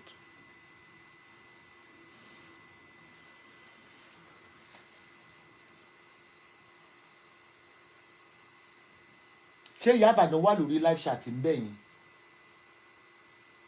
Bá sọ̀rọ̀ lánàá. Anyway, let me continue. Ó mì pé pẹ̀lú upon all àwọn tó ń play show mi mo kàn tí ẹ wo kí nídìí mo rí ẹ wá lẹ́sàbọ̀d ò ń ṣe voice kí ló dé ẹ pé 12 o 10 stream mi. Bí tẹ́tí mọ̀ pé Esabod get voice. Why did you stop Okete case? Why are you waiting for me? Bí wẹ̀lẹ́ Esabod lórí burú kékeré lẹ́gẹ̀ẹ́ tẹ̀sán tó mọ̀ ẹ́ rẹ̀ dùn. Òkòtẹ́ tó ń jẹ́ Dorcas Adéyínká ìyàwó ilé Nasiru Àdìsá tó lọ ṣe àgbèrè ní Turkey tó lọ ṣe àgbèrè ní Liverpool Street bí àṣírí ẹ̀ tú jáde pẹ̀lú voice note. ẹ wá ń kọ́ káàkiri ẹ ń kọ́ update ìgbà tí haters gbogbo pé mi mo divert chat yẹn. Why are you waiting for me? Èmi tí ẹ yẹn tí voice note bá jáde máa play ẹ tó máa ń play voice note ẹ máa rí watch as a third party. Mi ò fẹ́ sọ̀rọ̀ ẹ̀ púpọ̀ nítorí pé mi ìfẹ́ kàn mọ̀ mọ́ mi nítorí kò lógo kò ní súrà wọn tó ń bú yẹ tó ń nà yẹ tó ń pàjẹ́ ilẹ̀kùn.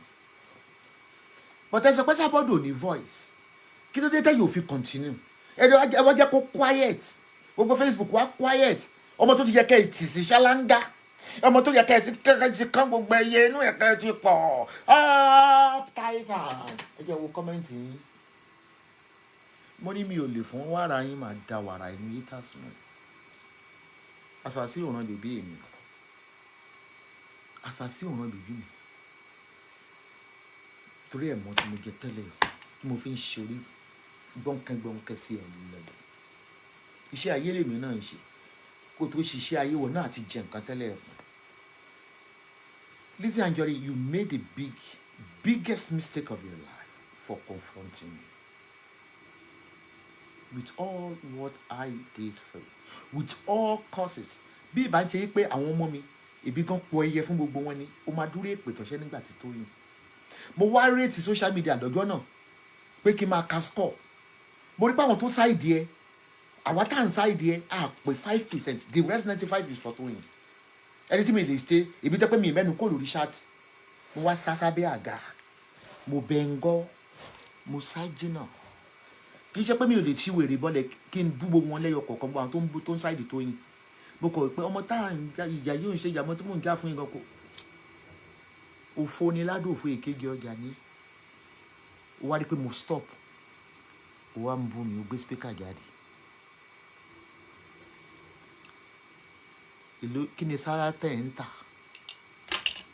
kí lẹ lẹ́rìn ẹ̀ ń tà ta ni ẹ́ mo fẹ́ ṣe nǹkan kan àwọn Nollywood circle kan lọ pé mi pé kí n má ṣe mo fẹ́ píkì gbogbo fọ́tò àwọn obìnrin tó wà ní Nollywood bíi 20 wò bọ́ ṣe ń dress ojoojúmọ́ ni wọ́n ń ṣòkù ìró àti bùbá yìí ni adẹ̀túnṣe tó ní bọ́dì gbé wọ́n á wọ simple English wọ́n á wọnú Bentley whether borrow pose we don't care báwọn Nollywood ṣe ń ṣe nìyẹn ní àwọn Hollywood wọ́n á wọ English wọ́n á pose wọ́n á wọ English wọ́n á pose nínú Benz wọ ìró àti bùbá yìí orí pé o gbọ́ èdè ara ayé mọ́ èdè ọ̀run ló ń gbọ́ kí ló dé bó o sì wọ̀rọ̀ àti bùbá wà kó sí àǹkárá tó stone sí tó wá lóun aṣọ ẹ̀ ní 3 million àbí bẹ́ẹ̀ kọ́ kí ni wọ́n ń fi àǹkárá oní stone ṣe lórí AliExpress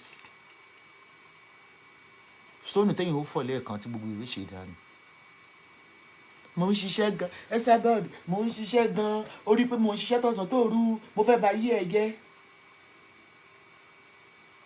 Òru tó dá Tóyìn ni mò ń dá ọ mo lójú Tóyìn ojú lọ ẹ̀gbọ́n ni ọ kẹ́ ń bà ẹ́ jẹ́ o olórí burúkú Elizabeth òkú tó ń gbélé aláàmọ̀ òkú gẹ́lẹ́gẹ́lẹ́ o ìrọ̀rọ̀ pé o mọ̀ mí ṣá ṣó ní gbogbo àwọn tó ń gang up yẹn lórí Facebook that is their habit ọmọdé tó tọ́jú ṣó mọ̀ mí mi Lizzy nígbà tí mò ń gbìjẹ náà wọ́n gang up they are over 20 tó pé mò ń gbìjẹ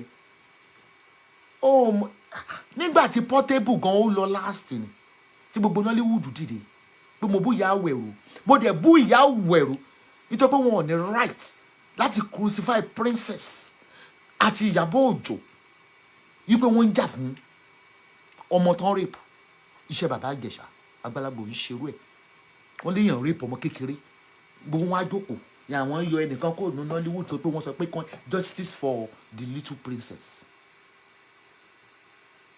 ta ni ìyá Àwẹ̀rù tí wọ́n lè sọ̀rọ̀ sí ṣó tó mi bí lọ́mọ ni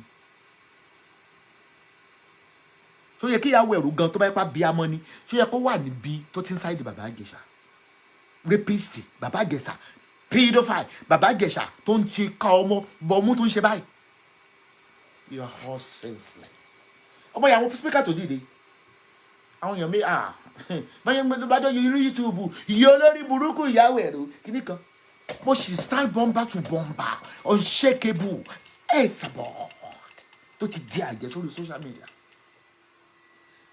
Wá ń pè pé ẹ̀yin warriors ẹ bẹ̀rẹ̀ sí í ṣe ṣáàtì fún ẹ̀dìdì èmi ò ní láwọn yẹn lóye ìdún ni wọ́n. Èmi tí mo dẹ̀ mọ̀ tó dẹ̀ pé mo mọ̀ bó ṣe pàrọ̀ àwọn tó fún lówó mi tẹ̀ mọ̀ pé ó fún jókòó gan lówó. Èmi tí ó rí gbogbo àwọn èèyàn máa ń gang up lórí èmi ni wọ́n ti rò ní ìsìnwọ́ lólùgbàlà tó fẹ́ gbà wọ́n kọ́ sì lọ àwọn ìtàn wọn lọ́rọ̀ ẹnu ẹ̀ ò dá ọ̀rọ̀ wo ló ní lẹ́nu. Mo sọ pé òkú ni ẹ́ tó dìde nínú mọ́ṣúárì ọ̀rọ̀ wo ló ń bẹ lẹ́nu ẹ̀. Sórí kò sí Nollywood tó lè beat mi tíjà bá dé gbogbo ẹ̀yin Nollywood ẹ̀ láì tí yín kẹ́ ẹ gbọ́ látòrí olórí yín kò sẹ́ni tó lè beat mi tó pé wọ́n máa kọ script fẹ́ yìn mi ẹ máa kà yí pé ó yá action mo fẹ́ sáré dé òde kan no lọ sí bíbáyìí èmi máa ka script láti inú ọpọlọ ni èmi ò need the script tí ó tàbí mi ṣe need show yín láti fi ṣe show. Nollywood tó bá fẹ́ bá yá ara ẹ̀ jẹ́ ní ó mọ orú nínú fracas jẹ́ kí n sọ fún ẹ ibi I got nothing to lose. Lizzy, I keep telling you gbogbo téèyàn ń wá tó fẹ́ ṣe ilé ayé mo ti ṣe. Ó wá ní kí n má bàa yí ọmọ kékeré jẹ́ ọmọ kékeré òun pè mí ní ìyá òfò òun pè mí ní ìyá àdánù ó tún sọ pé wà ní pé kọ́ repatriate èmi kọ́ ń gbé mi wá Nàìjíríà ó tún máa gbé mi pẹ́ kó máa dá mi dùbúlẹ̀ ó náà mi olóòbò ojú fúrọ̀ mi ó kòkóbòkó ó rí bí kíkan tí náà ó sọ pé ó fẹ́ náà mi lẹ́yìn ó sọ pé kí n tẹ́wọ́ ojú ìdí ó fẹ́ rí ìdíjókòó ó fẹ́ rí fúrọ̀ su. Bọ́ bẹ́ẹ̀ mi yìí ní gbọ́ battle to finish. All Titans. That is why the blue logo. But you comment on your Titans. Up. If Titans ẹ̀yin bẹ́ẹ̀ ìwọ náà jẹ́ àgbà yóò fi boost ni. Òkété jẹ́ ń jẹ́ àgbà. Mo sọ fún wọn mo ní má fẹ́ banú ẹ̀jẹ̀ mà ní up Titans. Do I don't need them. But olóríire Tóyìn Abraham oríire olóríire Tóyìn Abraham ẹ jẹ́ mọ́ sọ bẹ́ẹ̀ fún Tóyìn Abraham mo ní oríire mú wá tẹ́bá mọ́ tó ń pè lórí àwọn orí kan wẹ̀yìn ò gbọ́dọ̀ èèyàn jẹ́ Tóyìn mo rẹ gbà rẹ nínú ayé mi o ò fún mi lẹ́gbàá o mo wá sunkún. Tóyìn. Fẹ́ kọ́mẹ́ntì. Tóyìn. Mo rí kóbókó rẹ nínú fúrọ̀ mi o. Ó bó mi nídìí o. Mo wá yàgbẹ́. Mo tún so píhùn. Dáríjì mi o. Olórí burúkú Lizzy mú mi dẹ́ṣẹ̀ sọ́wọ́ rẹ o Eli bàbá o Lizzy mo máa ń kọ́ ti alákadá tí tẹ bá rántí ní 5 years ago 6 years ago like video yẹn tó jẹ́ pé àtúntún wo ni mo tó dé talking last time ní December mo tó lọ type alákadá olórí burúkú ọmọ tó yẹ pé tó bá ṣe fíìmù lórí ìkíní àdákùdá àyà ni ẹwọn tó máa ń ṣe nínú fíìmù ni. ọba ìyàwó gómìn àfi bí abirùn òkú ló máa ń rí fọ́ọ̀mù gbogbo fíìmù ẹ acting ẹ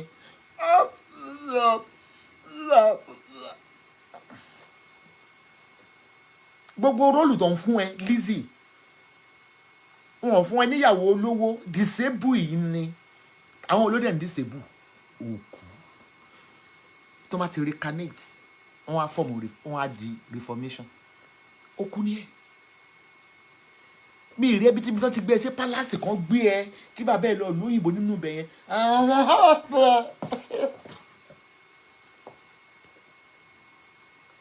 Muniru, you have a question to answer. Now I need to contact you with evidence, with so many allegations made on you. Listen to Fifiele Odujon. Imo yin again. èèyàn bá tó bá fẹ́ bá blogger jà ó fẹ́ dàbí ìgbà kí n sọ pé wọ́n fẹ́ bá Gistlover olórí burúkú ọmọ yẹn ọmọ Gistlover yẹn ó ti sá nílé ọmọ òṣì ni inú òkùnkùn yín ni pàdé mi MC tó bá mi nà báyìí àánú ẹ̀ máa ń ṣe mí ni nǹkan fẹ́ mọ́ fún lẹ́sìn ni tó yóò mọ̀ dàbò MC lọ ni ọmọ ọlọ́mọ brandy ẹ̀ nìyẹn náà.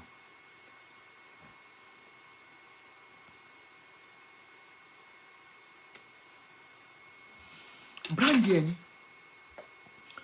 tábà wí gbogbo yẹn á máa gbé I'm a blogger lórí Facebook you're not a blogger just a non-entity. Esabod gbowó abẹ́ ń ṣí èrè ni blogger do pay bills. Lizzy àwọn tí wọ́n influence tó ń gbé brand fáwọn actress million ni wọ́n ń gbà kí ló mẹ́ pé wọn ò gbé nǹkan kan dání wọ́n lówó ju ẹ̀ lọ owó brand wọn yẹn wọ́n fi ra lé kiri.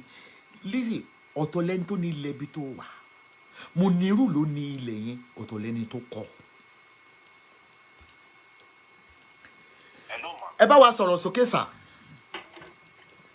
ẹ ká lẹ́mà ọ̀ ẹ ra mà. hello. kí lẹ rí sọ̀rọ̀ tó wà lẹ́mu wà lórí láì ṣàtẹ́ sọ̀rọ̀. lórí wo ni ẹ mà.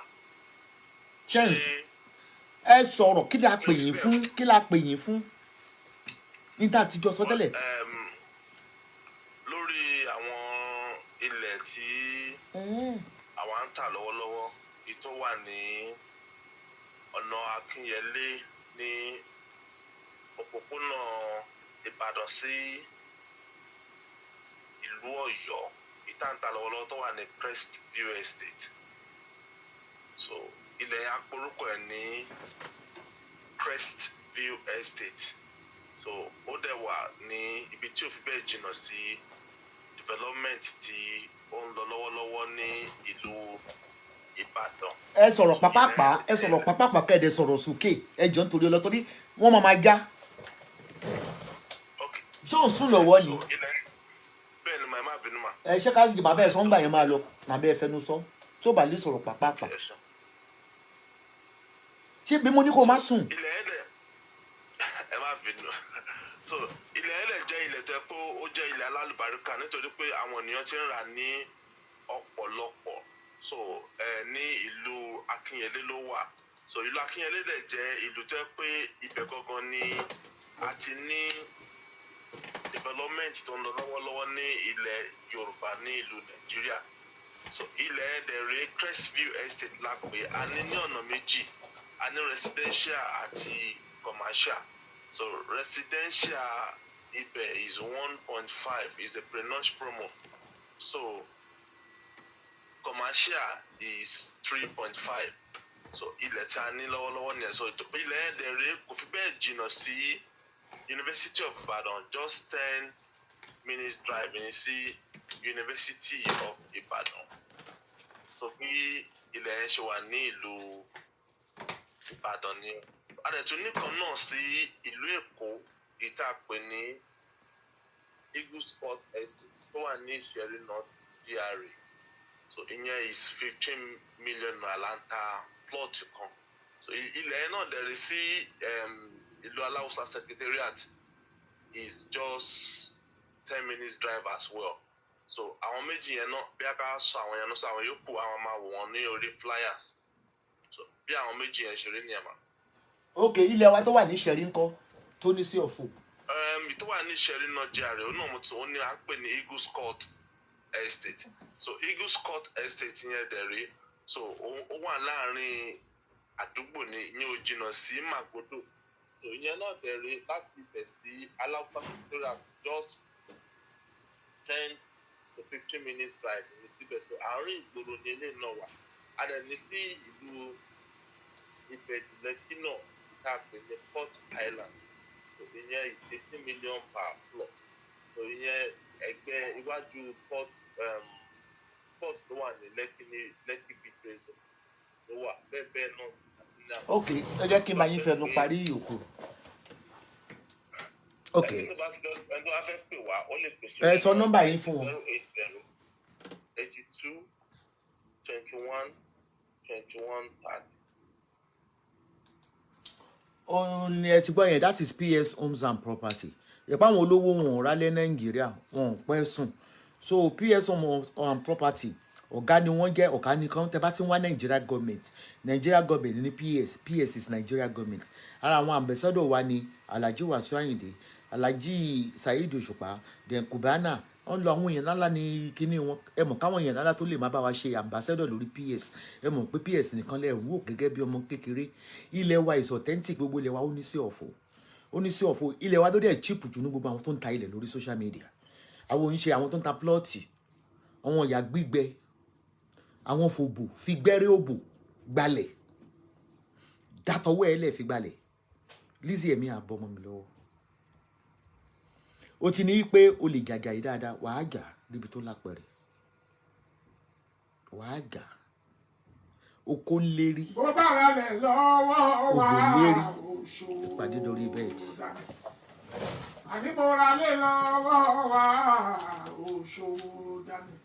mo fi àkókò yìí pé orúkọ ẹ̀yin èèyàn wa jákèjádò ìpínlẹ̀ Ògùn state ní o, Ọ̀yọ́ state ní o, láàrin èmi K1 The Ultimate àti iléeṣẹ́ PS Homes and Properties ní àǹfààní ilé ìtagbó wá ń sìn níṣàbí Gateway Estate Òkè Mọ̀sán ní Abẹ́òkúta. Ọbásanjọ́ Olúṣẹ́gun Hilltop GRA.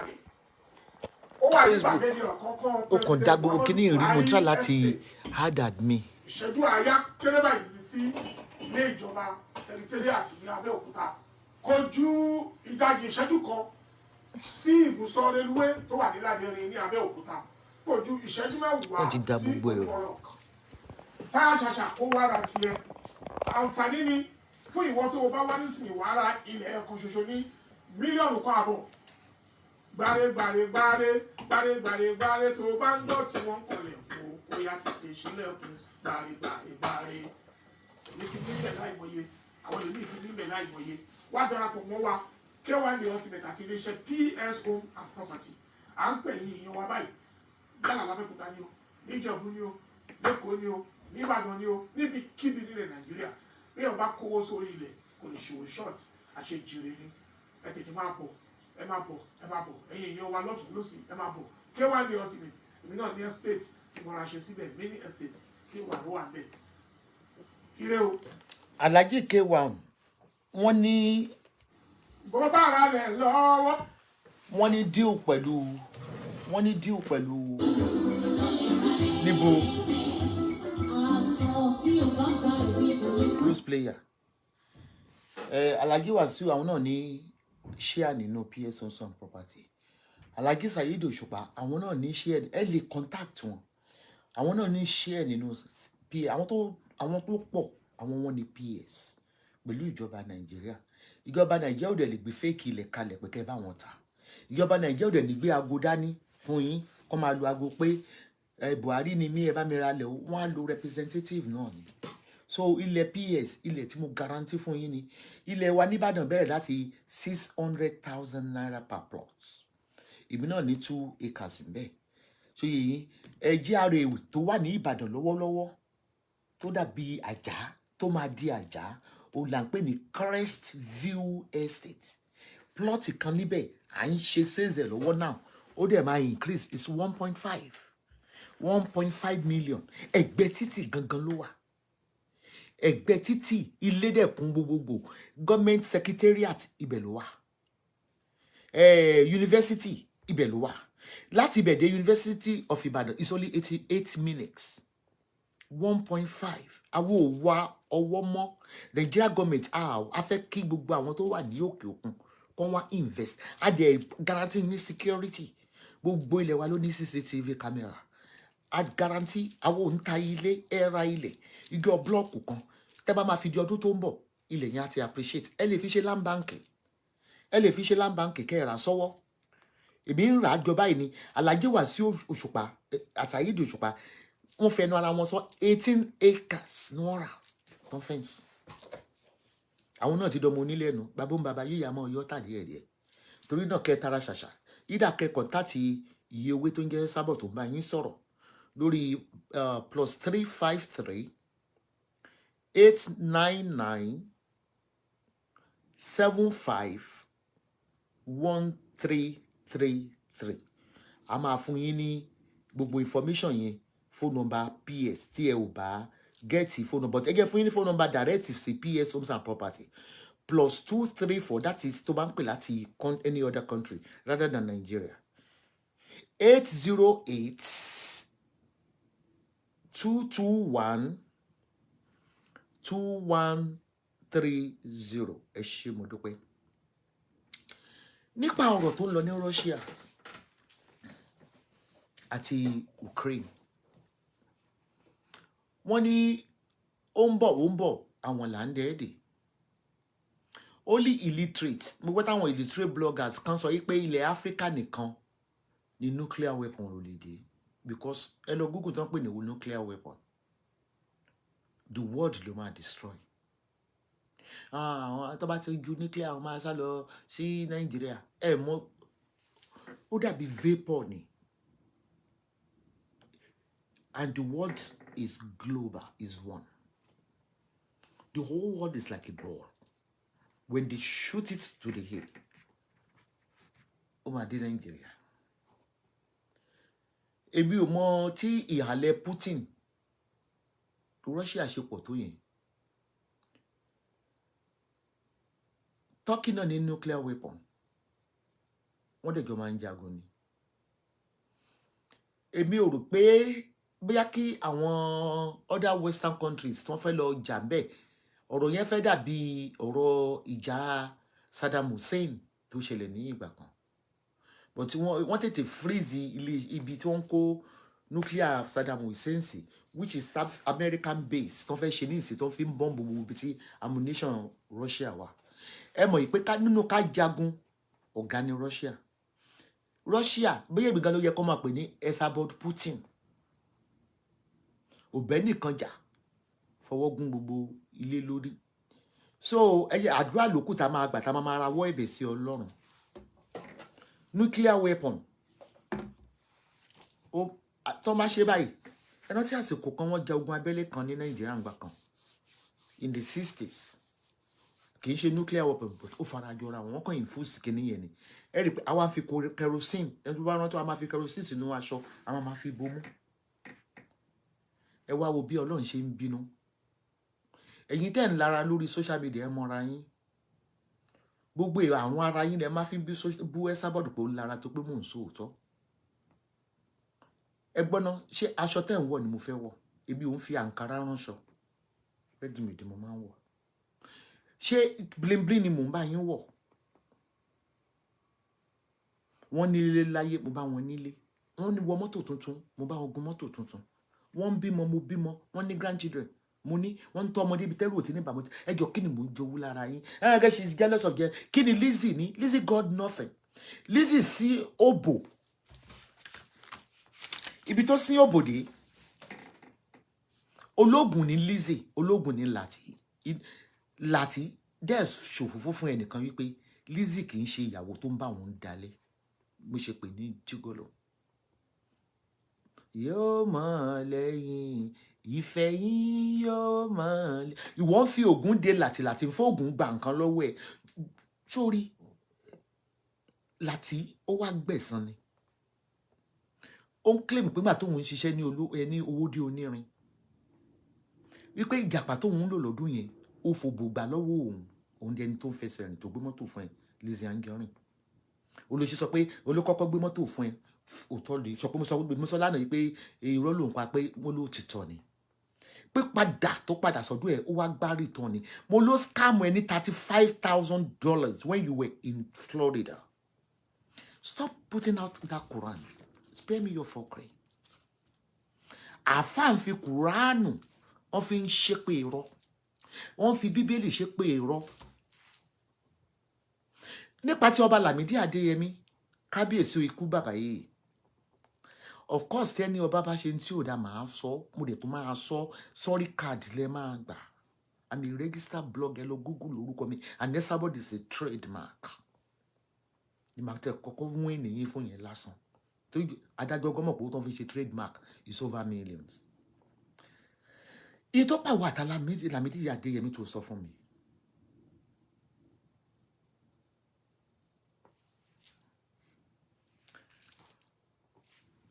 ìwọ àti ọba Lámídì àárín yín ò dọ́gba mọ́. bàbá Lámídì bẹ ẹjà àníṣẹ́ ẹ ṣàmọ́ bá ń bẹ tó yín kò tú mi lẹ̀. ẹ bá ń gbọ́ pé èèyàn dọ́kọ délé dání mọ́ ọlọ́mọ bí ọmọ tí ń ṣiṣẹ́ láti 2012 tí mo ti jí sọ̀rọ̀sọ̀rọ̀ mi ò ṣiṣẹ́ kókó bá fáyà bíi ti Lizzy Anjorin rí. ọba Lámídì pé ẹ according to you gbà tó tún máa sọ Onítòyìn àtọkọ ẹ̀ ló lọ bribe ọba Lámídì Adéyẹmí. wọ́n pè ẹ́ pé kò stop your fuckery láti máa bú Tóyìn torí ẹni bàbá yìí ò ṣe welcome ẹ láti gbé ọmọ wa. gbà tí wọ́n rí pé o tún dé Florida o tún ta sí Tóyìn. bàbá Lámídì mo dẹ̀ rò pé ọba níyìn o ẹ̀yin náà ní ojú inú ẹ lójú kẹta bí mo ṣe lójú kẹta ẹ mọ orí èèyàn tí mo jẹ́ mo mọ orí èèyàn tẹ́ ẹ jẹ́. ǹjẹ́ ẹ fura yí pé òkú lọmọ tó wá sọ́dọ̀ yìí. bàbá bí yóò ṣàràbù o torí àwọn ayaba yín wọn lè ṣe kọ́ máa wò mí láàfin o ẹ̀yin náà dẹ̀ máa ń wò mí o. mo kàn láìkí pé ìwà tolerant kò sí téèyàn lè sọ nípa yín ẹ ní mòwe kóòtù wà ẹ kàn rẹ́rìn tó pé ẹ ní ọpọlọ yín ò dorí kodò bí ọba mìíràn wọ tó bá jẹ́ tiẹ̀ kò dì tiẹ̀ mú ọba tó ń gbá aráàlú lọ kóòtù ọba tó ń ti aráàlú mẹ́wọ̀n ní Nàìjíríà. ọba Lámídì Adéyẹmí Lizzy sọ fún mi ó lè máa ń kó crude gold fún tó máa ń gbé lọ Saudi Arabia yes or no. ṣé o mọ̀ pé Lizzy ó sọ pé mo introduce ẹnìkan sí ẹ ní Kútọ́nù pé mo gbọ́kùnrin fún mi ìgbọ́kùnrin fún ẹ business tó pa yín papọ̀ is crude gold bar nǹkan àlùmọ́nì tó yẹ kí gbogbo Yorùbá máa jẹ nǹkan àlùmọ́nì tó yẹ kọ́mọ Yorùbá máa ṣàǹfààní rẹ̀ torí ẹ̀nà lè fi sọ pé Yorùbá ò lè dá dúró. wọ́n ní ẹ̀yin ọba Lámídì Adéyẹmí ó ní alẹ́ ó ní òun ló máa ń gbé lọ Saudi pé kì í ṣe powder ló ń gbé lọ sí Saudi ǹjẹ́ ó yẹ kó rí bẹ́ẹ̀ gbogbo ọmọ Yorùbá nítorí ló pa òun àti bàbá wa Lámídì. bàtí mo ní pé àṣírí tó wà ó ti bẹ̀rẹ̀ sí sá mi ní pé kéèkó bú abala búbú ni mò ń bẹ́ẹ̀ sọ ni. I'm talking of gold wa tí àwọn ọba tó ń tìtorí ẹ̀ ń gbalẹ̀ lọ́wọ́ civilian tó ń kó Chinese wá sí ilẹ̀ Yorùbá the western side tó ń dá màálù kókó lọ máa grace oko tó bá ní gold láti fi scare wọn off the land of their farm. According to you gold yẹn ló pa Bínáníà Kútọ́nù tí mo introduce sí ẹ. Bínáníà Kútọ́nù ò lè fẹ́ láíláí torí ẹsẹ̀kẹsẹ̀ ó rò pé máa fẹ́ ni fi ọmọ ọwọ́ ẹ̀ búra ṣó ò tọrọ owó lọ́wọ́ ẹ̀ kí ẹ̀ tó sọ fún mi lẹ́yìn pé ṣó ṣiṣẹ́ owó sí òun lọ wọ́n ní business pààyàn pọ̀ bá sọ nípa raw gold wa tí wọ́n ti refine rárá raw gold olóhùn sọ pé òun traffic oní kì í ṣe powder lòun traffic yes or no. èèyàn bẹ́ẹ̀ ò bá tẹ̀tù mọ́ tọ́jú àṣírí blogger lèmi mo ṣe sọ fún ìgbà tó fẹ́ bẹ̀rẹ̀ ẹ̀gá mo ní ṣọ́ra máa falẹ̀ ya. ṣé o ti gbàgbé tó bá ti sọ̀rọ̀ o gbàgbé pé they can use it against you Lizzy Anjorin. ìjọ òtá láti sọ fún wa yìí pé ọba Lámídì wọ́n wà lára àwọn tó ń fi màálù ské àwọn èèyàn láti kó góòdù ilẹ̀ Yorùbá lọ sókè òkun. bó mo ṣe ń sọ ọba Lámídì ẹgẹ́ kó jọmọ ìjà yẹn méjèèjì nínú. into ọba Bínáníà Kútọ́nù yẹn discourse nìyẹn tó ní pé mo ní tí mo fi ń bá mi jà tí mo fi ń bínú sí mo ní kò fọ ó lè fẹ́ ó lówó ẹ̀ ó mọ̀ pé Bínáníà lọ́mọ tí mò ń sọ yìí.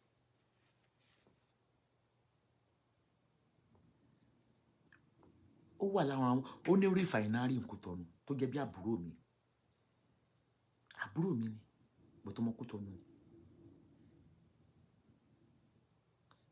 ẹsẹ̀kẹsẹ̀ kan ló sọ pé ebi àti ń jọ máa ṣeré lọ sí Turkey a máa kí mọ́mí grandma pé kó ra first class ticket fún ẹ kí ló fẹ́ ra first class ṣé ó fokó lò ẹ ni wọ́n fine bara December elébi jẹ́ tó béèrè pé kó ra tíkẹ́ẹ̀tì nígbà tí mo sọ pé jẹ́ ká tiẹ̀ lọ ṣe December ní Turkey tó ní pé kó ra first class ticket fún ẹ bí ọmọ mọ̀ pé ó lówó torí èmi gan tí mi ò lówó mi ń tọrọ owó kàkà bẹ́ẹ̀ máa wọ economy. Lizzy, you are nobody. ó wà lára àwọn tó ń gbé crude oil wá lọ sí Saudi Arabia with the assistance of Ọba Ọ̀yọ́, as set by you, as elect by Lizzy Anjorin. Mo ń wá confirmation, màá ti tẹ̀yàn kan sọ́bọ̀ Ọ̀yọ́. Nítorí mo yé ti àwọn tó bá ń jí natural resources wa that belong to us. Maybe that is more reason tẹ́ fi fẹ́ kan gba Yorùbá nation. Bàbá Ọ̀yọ́, ọmọ yín Lizzy Anjorin sọ pé bar gold tẹ́ ń wú nílẹ̀ ó lóun bá yín traffic bóyá wàá fi yín dán ni o fún billionaire tó fẹ́ kí billionaire yẹn gẹ ó fẹ́ kó kọjọ invest. Bóyá fẹ́ fi scam àbúrò tèmi ní Kútọ́nù ní mi mọ́ o. Ní tí bá mọ̀ máa sọ pé n tó sọ ni mo sọ o. I don't know how far that is true. Olórí burúkú ni Lizzy. Ó wá ń bẹ̀ mí pé kí n má jáde fún yín. Ìyẹn ìkíní. Ẹ̀sùn kejì tó fi kàn yín láàfin. Yóò mọ̀ lẹ́yìn ọ̀rọ̀ yìí yóò mọ̀ lẹ́yìn àgántí ilé. Break it on.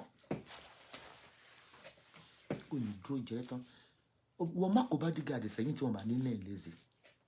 I'm a mafia. Gangster ni mí. Ìsìdàgbà mọ́ bà mọ́ kìíní. Ó ní Ọba Lámídì Adéyẹmí sẹ́. Ó ní ìyàwó wọn ọmọ wù mí. Kí lórúkọ gẹ́ẹ̀ kejì ṣe Bílí dá ló ń jẹ́ gẹ́ẹ̀ kejì tí ó ti kó lọ́dọ̀ wọn yìí tó ń taṣọ yẹn tó yàwó wọn. Ó láwọn ni wọ́n fojú lé ẹ̀kọ́ láàfin tó ń dàrin wà àti Ọba Lámídì. Ó ní tó bá ti wọ àfin báyìí ó ní gbogbo ìyàwó ọba máa wú. Ó ní wọ́n máa mọ́jú. Ó ní Aláàfin máa sọ pé kán fún ẹ lómi. Ó ní wọn ní dìde. Mi ì bá wọn rí. Wí wọ́n ti rí sign òkú lára ẹni. Tàbí pé òkú ń bá láyé ṣe papọ̀.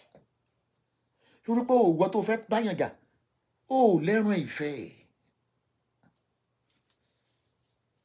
Wà á rí pé bí mo ṣe abáṣe bẹ̀rẹ̀ já wa láti bí last week.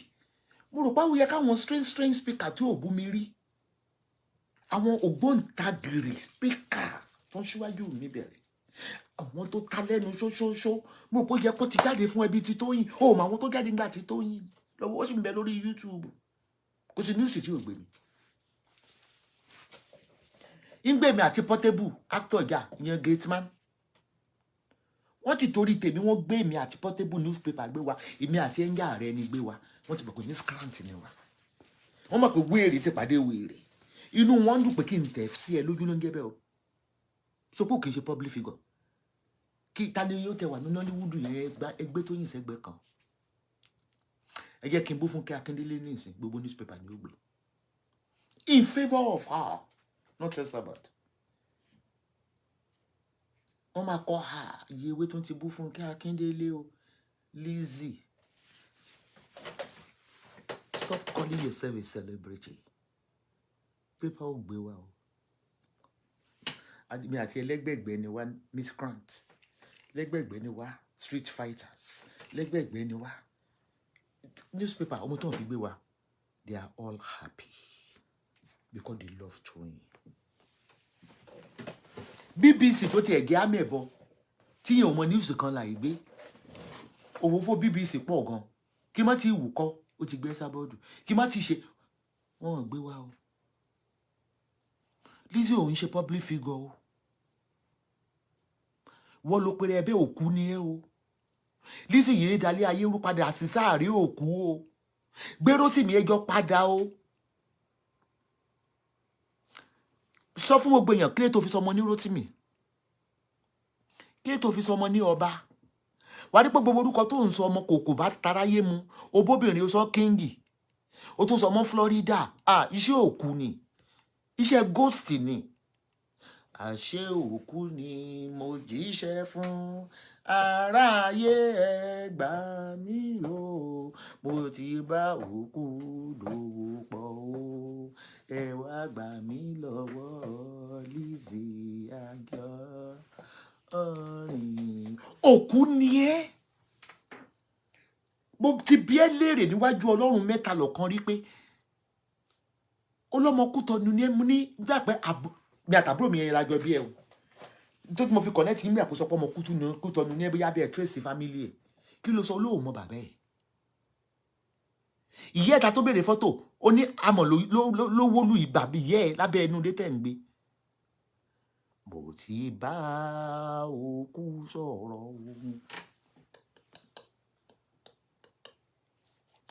Mo ti bá òkú jà o. Lizzy Anjorin padà sínú ilẹ̀ o. Gẹ́gẹ́dì gàgàdì. Pé kí ni Baby's multi synergy?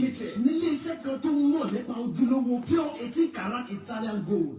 Yàtọ̀ sáwọn ṣàgbẹ̀lójú yòyò táwọn gbòòsùn omi ń tà káàkiri. Àwọn tí wọ́n ra pure 18 karat Italian gold nílé iṣẹ́ Baby's multi synergy limited. Láti orílẹ̀-èdè Nàìjíríà àti diasporas ló lè ròyìn originality gold tí wọ́n rà níbẹ̀ àti bí wọ́n ṣe àtẹ̀jáde dáadáa sáwọn customers. Tí wọ́n sì ṣe wọ́n pẹ̀lẹ́pẹ̀lẹ́ ìwọ́n náà lè bá ilé iṣẹ́ ìdíwọ̀pọ̀ oríṣiríṣi àwọn pure 18 karat Italian gold ló wà nílé iṣẹ́ Baby's multi synergy limited. Àwọn Italian gold bíi chain, earrings, bracelets, bangles, leg chains, pendants, various ohun àmbẹ̀ tàbí party sets lóríṣiríṣi fáwọn mọ́mí àti ladies tó wà in vogue. Kò sí èyíkéyìí gold tẹ wá tẹ ò ní rírà lọ́dọ̀ wọn. Ẹ̀yin ṣáà ti ní ẹ̀mọ́ ẹ̀fún ilé iṣẹ́ Baby's multi synergy limited. Kíá ni wọ́n máa bá yín wá jáde. Kò sí ibi tẹ wà káàkiri gbogbo àgbáyé tẹ́ ò ti lè order gold tó sì máa tẹ̀ yín lọ́wọ́ kíákíá. Èyí Titans. Fọwọ́ ẹgbẹ́ club tó bá rajà gold nílé iṣẹ́ yìí. Baby's multi synergy limited. Ilé iṣẹ́ tó ní òǹtẹ̀ ìjọba CAC tó sì fi ní lọ́kàn balẹ̀. Àwọn kọ́sítọ́mà wa jákèjádò ni wọ́n lè ròyìn pé kò sí disappointment lọ́dọ̀ tiwọn. Fún ẹ̀kúnrẹ́rẹ́ àlàyé ẹ kàn sí ilé iṣẹ́ Baby's multi synergy limited tó wà ní Suite 16 upper floor Tabi Shoprite Abuja. Instagram bay.bizgold limited. Facebook Baby's Gold. Tàbí kẹ́ pè sórí ẹ̀rọ ìbánisọ̀rọ̀ yìí +23481 3534 0487 lẹ́ẹ̀kan sí +23481 3534 0487. Ohun gbogbo tẹ́ ẹ bá fẹ́ nípa pure 18 karat Italian gold iléeṣẹ́ Baby's multi synergy limited ló lè yanjú ẹ̀. Ohun yẹn nìyẹn. For quality 18 karat gold, make sure you contact our Baby's. But me ní kẹ́ gbé fíìmù sí. Ẹ contact Baby's multi synergy. Ibo ni wọ́n wà? Shoprite ni wọ́n wà l'Abuja. Shop mẹ́ta ni wọ́n ní Abuja ibi tí wọ́n ti ń ta bàtà tó ń ta gbogbo ẹ̀. Quality Italian gold. Ọwọ́ Baby's let man. Wọ́n gba san díẹ̀ o. Tí n bá lo gold èyí ní ìsìn tẹ́ ẹ̀ bá láìkì karat 22 tí mo lò, wọ́n lè bá yín ṣe 24. Wọ́n lè bá yín ṣe 50 karat. Original ni àwọn ìrí owó ṣòwò kéèjẹ tó gba ṣọ́ọ̀bù sí ẹja Bilik unit 16 ní Shoprite l'Abuja. Ẹ mọ̀ pé iṣẹ́ níṣẹ́ wọn. Ẹ kọ̀ǹtàtì gbé wọn ní +234 813 534 0487. Okay, ẹ contact wa láti fún yín ní phone number tẹ́ ẹ bá kéde. Lizzy a fẹ́ dá ẹ padà síbi tó ti wá. Number one gan tá bá tẹ̀ tó ń ogun ṣọmọ Nàìjíríà. Ó ti dòkú òróró tí ò rọrùn wọ̀. Ó ti di aláǹgbá tí ń jẹ káàkiri lórí ògiri. Ó bà Nollywood jẹ́. Ó tún ní pé kán welcome ẹ wá sí fracas. Èmi fẹ́ tún ẹ̀sìn, mo fẹ́ dá ẹ padà. Àti gbé Lizzy rélé. Àti gbá Anjorin rélé bu ọmọ mi o. Àti gbé Anjorin lọ sí Àjàṣẹ́. Tá ń bá bẹ́ẹ̀ Lizzy ibo ló ti wá tó sọmọ ní Rotimi. Òkun bí òkú. Gbogbo orúkọ tí ò sínú dictionary. Ó sọ mọ́ ẹ ní Nàìjíríà. Ó sọ mọ́ ẹ ní Ọmọdọlápọ̀. Òun sọ mọ́ Florida. inferiority complex ọmọ ọ̀dọ̀ tó ṣe ọmọ ọ̀dọ̀ ní Katangwa market ní ìyànà pàjá nílé olóúnjẹ ọmọ ọ̀dọ̀ ọmọ ojú ọ̀rọ̀ lárí ọmọ tí wọ́n bí sí ilé rere ọmọ àgànyìn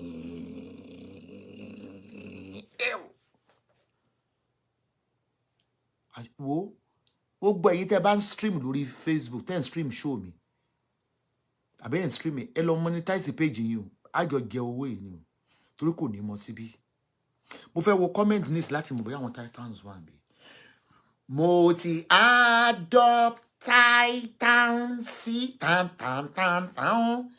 òkété dalẹ̀ tó yín ó dalẹ̀ fọlá òkété n tó dún ẹ̀jú nìyẹn òun á sọ yìí pé ẹ má bù Lizzy o ó ti gbàgbé Fọlá ni tó kó voice note òun àti láti jáde báwo ló ṣe operate mi ní time òkété lórúkọ ẹ máa wẹ tó bá jẹ́ òkété kiri lórí social media ó ti wà so small to mention your name so mo kí gbogbo yín ẹ má wá gbàgbé ẹ bá mi dúpẹ́ lọ́wọ́ Farida beauty ẹ wo skin mi kún powder o ẹ wọ́wọ́ mi kún powder o mi tọ́ nǹkan kan èmi nígbà mo ń lo àwọn kan tí yóò dúró kọ́ṣẹ́ gbogbo ojú mi dúdú Farida been in the cream business for over 30 years as for Farida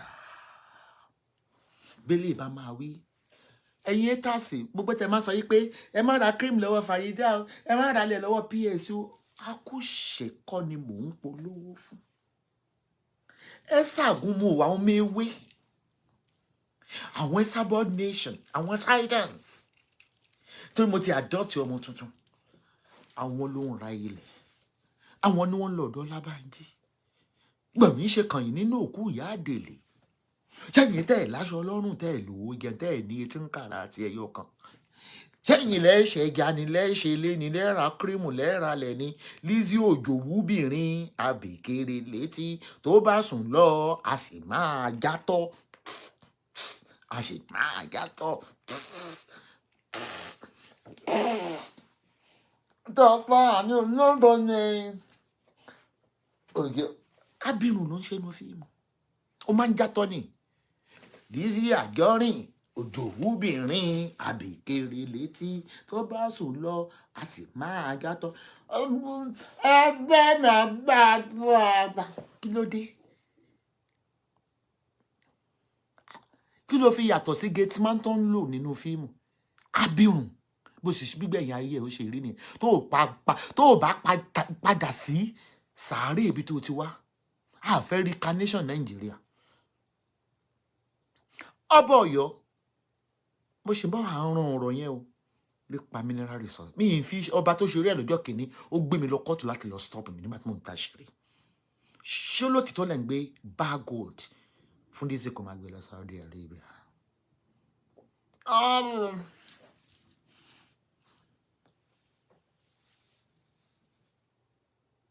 tó o bá mọ̀ tó mọ Rótìmí orúkọ àbíkú ni gbogbo tó ń jẹ́ Rótìmí wọ́n dà ya wọn láàmú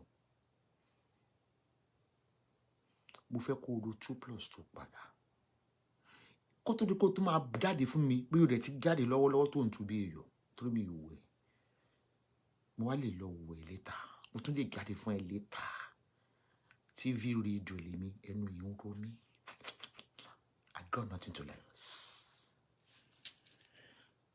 Farida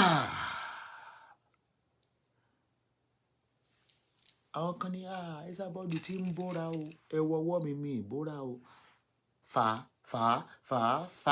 Farida beauty care Farida gẹ́gẹ́ fún yín ní fóònù nọ́mbà Farida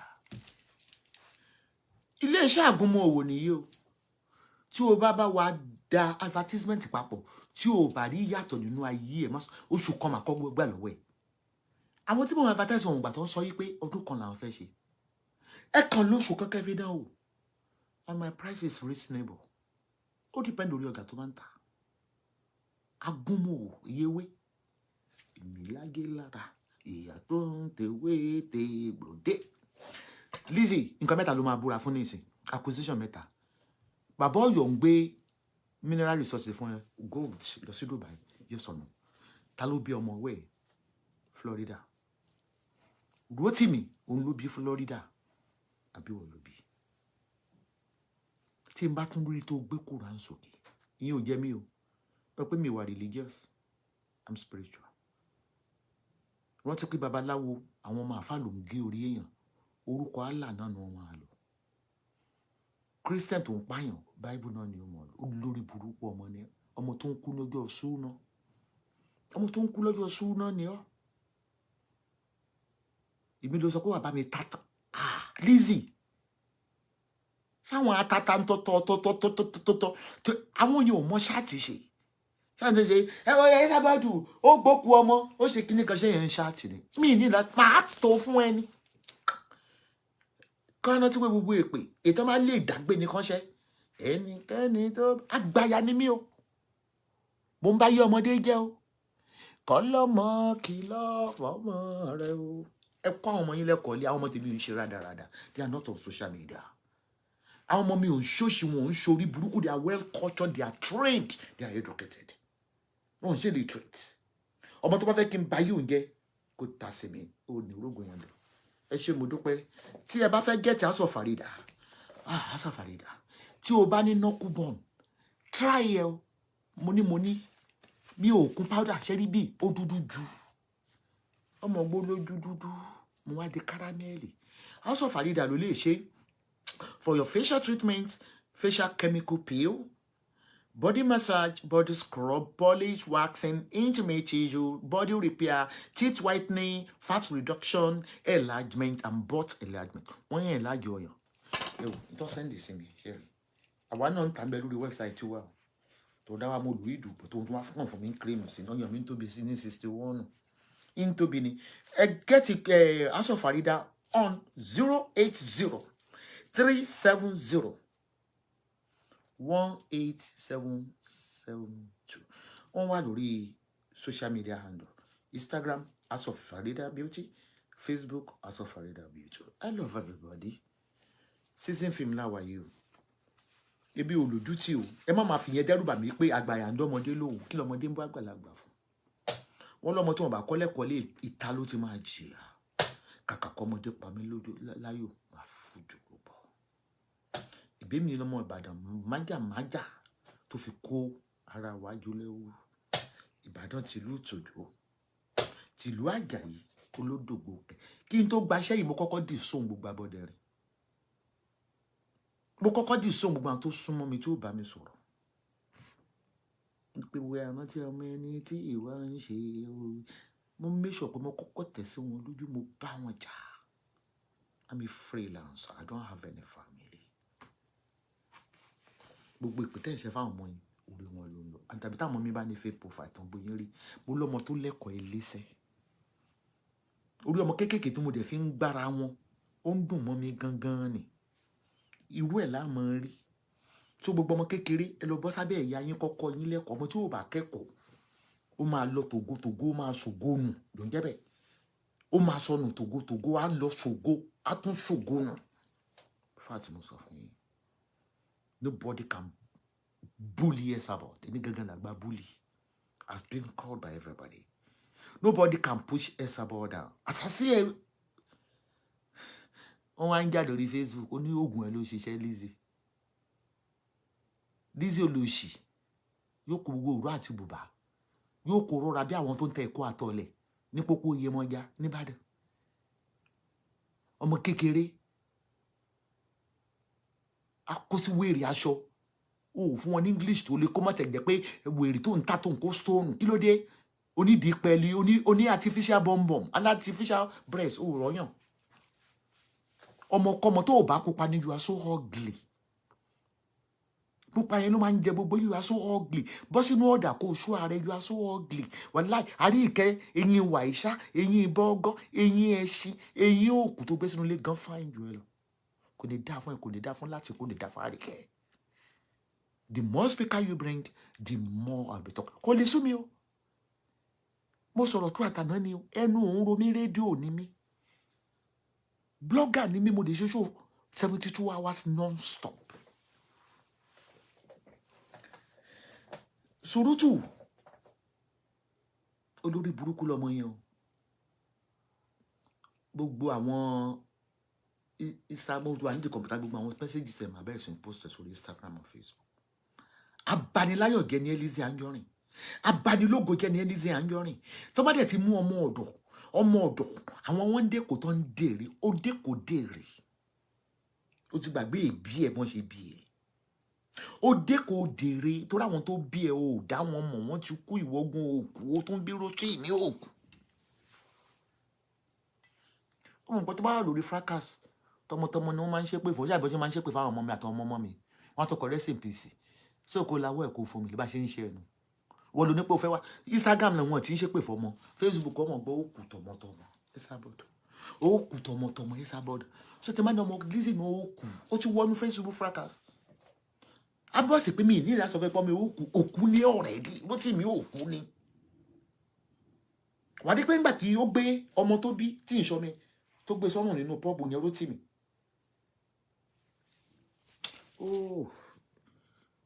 Ẹ̀yin tẹ́ bá jọ ọmọ àtijọ́ ẹ̀dá mi ẹjọ́ báwo lòkù ṣe ń rìn, ẹ̀yìn ni Rótìmí fi rìn. Bí tó ti wọ gíǹsì blue, ó gbé ọmọ sí gbáyà, bàtí ẹ̀yìn ló fi ń rìn lọ, ẹ̀yìn ni láìdè, ẹ̀yìn lọ́mọ ẹ fi rìn, bẹ́ ṣe ń rìn nínú sàárè òkú. Rótìmí òkú, bàbá rí mi sá, Rótìmí dúró jayé, Rótìmí kò sọ̀kọ́, Rótìmí ajá, Bombay, Lizzy àkúdàáyà. Ẹ lọ sórí website Esabod. Ẹ̀yin náà fẹ́ borí oṣù, ẹ fẹ́ borí àjẹ́, ẹ fẹ́ ní agbára bíi tèmi, iṣẹ́ ìfẹ́ lẹ́fẹ́ ni, ẹ̀ ń tajà ní, ẹ ti ẹ̀dán iṣẹ́ mi kékeré wò, tí ò bá ṣiṣẹ́ yakaya mẹ́rin kí mi kẹ́lẹ̀ múrì sí tiwa, máa káwọ́ sókè. Esabod kò ṣòkò àjẹ́, who can tackle liar. Ẹ pè wá sórí iléeṣẹ́ wa, fóònù nọ́mbà wa wà lórí Instagram, ó wà lórí Facebook. Ọ̀kẹ́ lọ sí website wa www.esabodspiritualcenter.com. Love everybody. Tó bá tún ti ṣòṣìlà lé ẹ̀ tó máa rí mi.